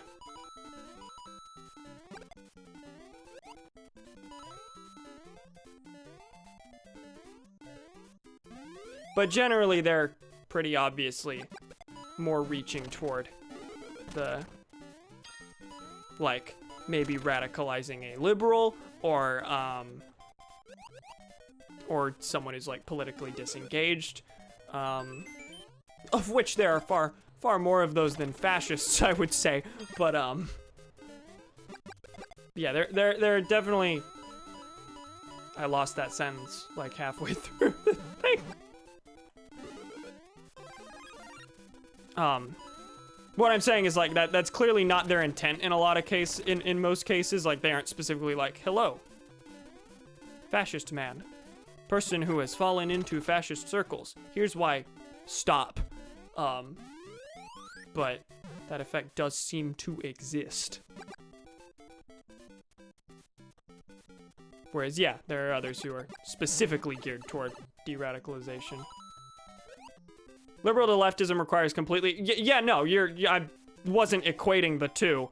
I was saying that, like, that seems to be more the type of thing they're targeting, but they still do, de-radicalize people on the right. Because if they're going from right to left, I would say de-radicalize. Going from liberal to left, I would say, is radicalizing.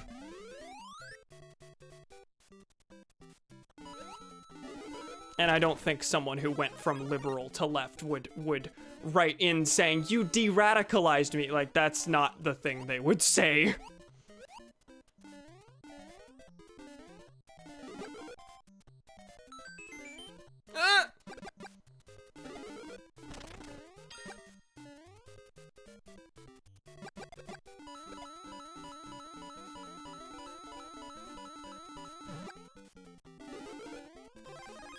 Okay, there are 2 more. There don't seem to be that many enemies on the board. Actually, no one's attacking me. I'm attacking this one person. Oh, no, they're not dead. Okay, I saw the cursor switch and I was like, did they just die? No, but I'm now attacking someone who's attacking me, which is a little bit more of a preferable situation.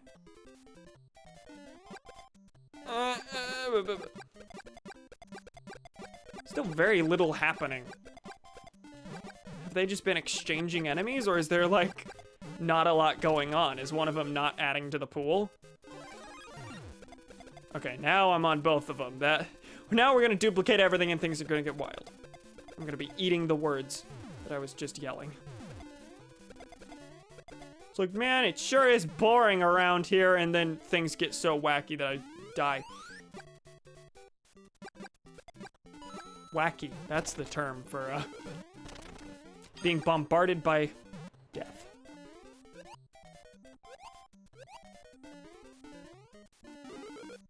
We're just building up coins endlessly with nothing happening.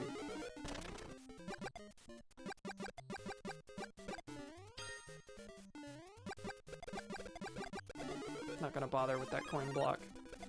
I have enough to survive. Granted, whenever things get really bad, I end up just spending like 80 coins in a row. That could cripple me.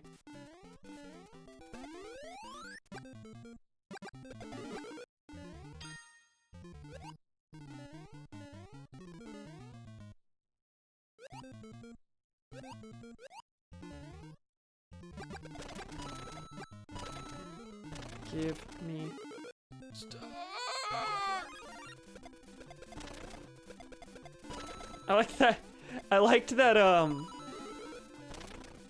was I gonna say? You got it. Do I?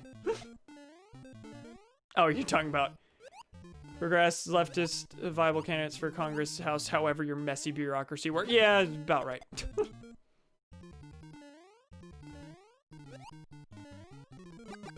Haven't there been a bunch of packs roughly around that sort of thing, though?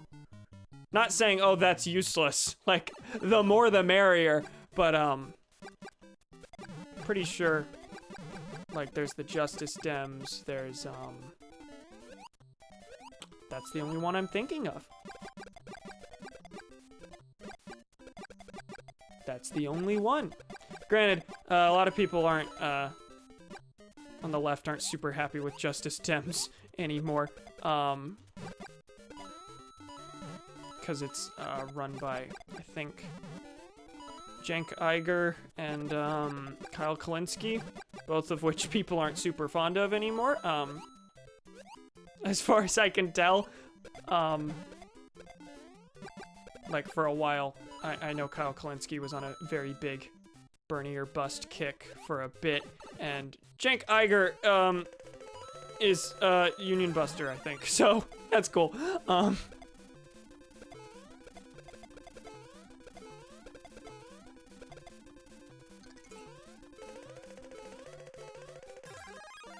Okay.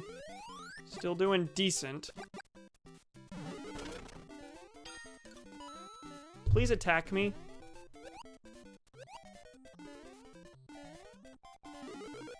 Bringer Busters aren't leftists, change my mind. I think for the most part, like, at least if it's people around my age or a little older, it's probably people who are very new to being left, and like I'm very hard pressed to like to gatekeep about what is and isn't leftist. Like, if you want capitalism toppled, you're probably enough to call you a leftist in my mind. However, yeah, no, Burning Your Bus doesn't do anything to help build leftism. They may use leftist rhetoric to justify it, but I think for the most part, it's largely people who are like inexperienced with being left and haven't reached the point where they think a lot about like the strategy of how we get somewhere. And like, to be perfectly honest, like I'm also just hard, like, I don't like when people are, Bernie or Bust or refuse to vote for Biden or whatever, on the left. But, I also find it difficult to blame them specifically for it because, if a candidate is not mobilizing turnout and isn't, fighting for the things that would make someone want to vote for them, that's on the candidate, not the person. Do I agree with them and think they're correct? God, no. And do I think they should vote for Biden? Yes. However, the chief amount of the blame belongs on the candidate and the institution that let the thing happen in the first place.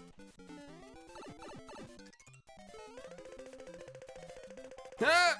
Come on! Okay, that's fine.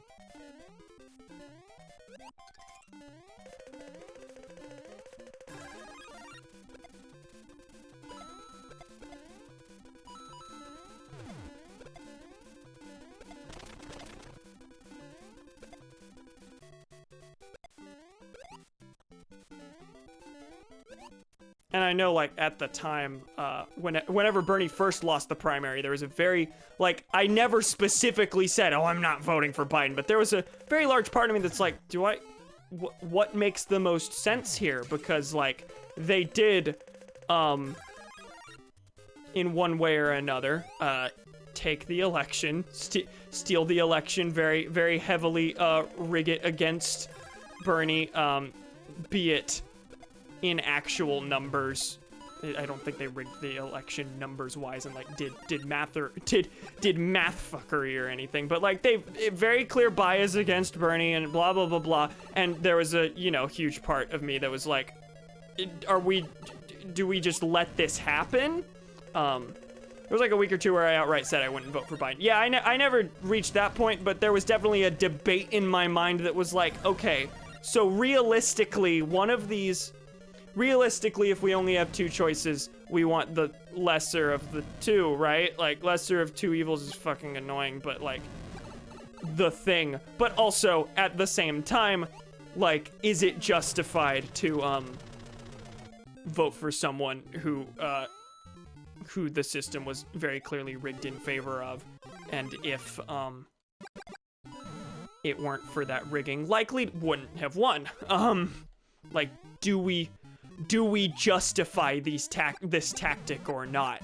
And ultimately it was like, you know, that all of that is pedantic garbage that doesn't matter. What matters is how people will actually be affected, and Trump getting out is the most important thing, even though Biden is terrible also. That said, I don't think it was exclusively emotions. They were like, no, I refuse. This bad. I won. I did it.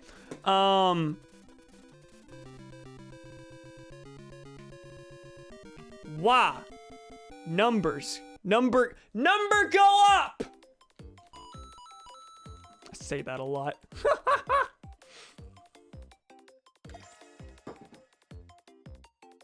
Yeah, 3 wins is fine. We can cut it there. What was I gonna say? Riding with Biden, bringing in the win. What was I gonna say? All the people who made the fancy theory books would be riding with Biden, let's be honest. I mean, this is true. God, I hate the phrase riding with Biden. If someone asked me, are you voting for Biden? Or, like Thomas once referred, he was like, so we're all riding with Biden, right? And I'm like, I am voting for Biden. He's not getting a dime of my money, and as soon as he is elected, I will be shrieking about him every single day and opposing probably 99% of the things he does. I know it's just a slogan and a shorthand, but no, I am not riding with Biden. It's just like in my head, I was like, what the fuck did you just say about me? Even though it meant like nothing. Using it because I love it. It helps that I like Biden way better than Hillary. Yeah, they're both like, it's like post-ironic. What was I gonna say? At the time, I was also definitely not thinking about Trump or the fact that fascism would absolutely kill me if given the chance. Yeah, no, it was that just internal, like, battle in my head over, they used scummy tactics to get here, and he stands against almost everything I believe in, versus someone who would kill several of my friends, and if I were out at a protest, would also kill me. Granted, Biden's also very pro-police, so also would probably kill me if I were at a protest. It's fine, but, you know, it's just that, like, there was a strategic justification in my head that was like, if we justify this, then if we justify this, the Dems are just gonna do it again. They're gonna do it again anyway. It's not about learning a lesson. The Democrats are just corporate. We're not teaching them a lesson by withholding our vote. We are just enabling Trump. So, you know, from a consequentialist view, I suppose I'd like the person who wants my friends dead less than the one who more outwardly wants my friends dead. So, sure, we'll go with that one. Hey, consequentialist. I was here Danny DeVito yelling, "Riding with Biden," as Frank from It's Always Sunny when I read the phrase. That's wonderful. That's a thought that never entered my brain.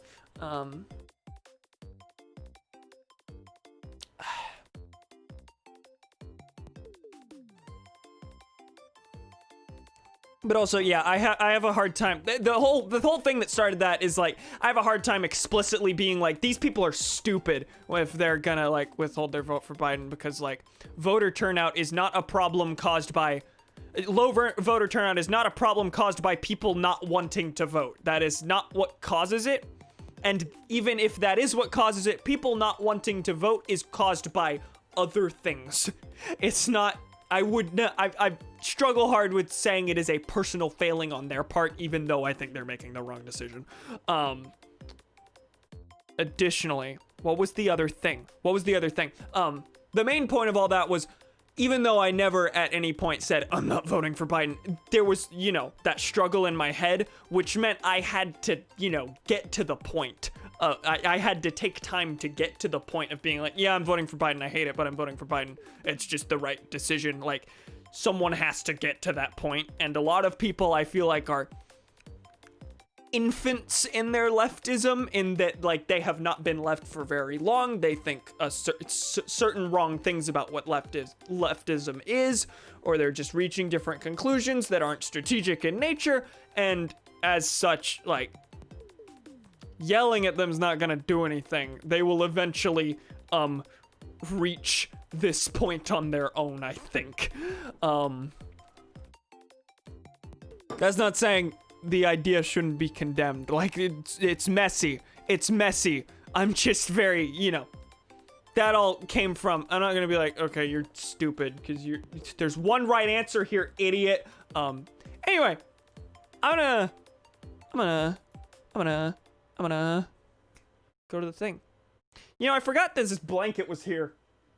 There are blankets hanging from my cabinet over here, because I shoved a bunch of dirty clothes in there to use it as a recording booth, which is now my strategy, I guess. This was part of my acoustic cushion for a hot minute there. Also, I didn't draw attention to the Epic Rouge sweatshirt. Thank you for stream. See you again in a month. God, I hope not. I mean, tomorrow's Saturday. There should be a stream tomorrow. I'm simply debating whether or not I jump back into Xenoblade or try another one-off until I am like comfortably in a position where I think I can do Xenoblade regularly again. Because I have, like, you know, there's this thing in my head where it's like, if I'm gonna start Xenoblade again, I want it to be regular again. I don't want it to be, oh, here's 1 inch of the story for you again. Meet back in a month and a half, and then you get to see the next cutscene. Anyway, probably a stream tomorrow. Probably at 6:30, maybe 7. Yeah, I said I'm kind of debating making changes to the stream schedule. I'm probably gonna drop an evening, probably drop Thursdays from the schedule, so that I'm only doing 4 a week instead of 5 a week. So it's less of a feeling like, oh, it's just a daily thing that I take a break from every so often, and more so being like, okay, this is the stream section of the week. This is the not stream section of the week. Yeah, I don't know. Probably gonna. I don't know. I don't know. There's also the fact that I host trivia on Wednesdays, so maybe I want a break on Thursday evenings. I don't know. All that to say, another thing I'm considering is maybe pushing the time back to 7 again, because I pushed it forward to 6 because I liked being done with streams earlier. I feel like I'm going to bed late anyway. Every day should maybe push the stream back so I just have an extra hour to do work. I don't know. That's a lot of administrative, weird schedule-y things that I need to go through in my head on my own. So, goodbye. Thank you, pals, for joining me. Next time, I don't know what we're going to do, but there probably will be stream tomorrow. That's the hope, at least. Thank you for joining me. Hopefully I'll see you pals tomorrow. Bye!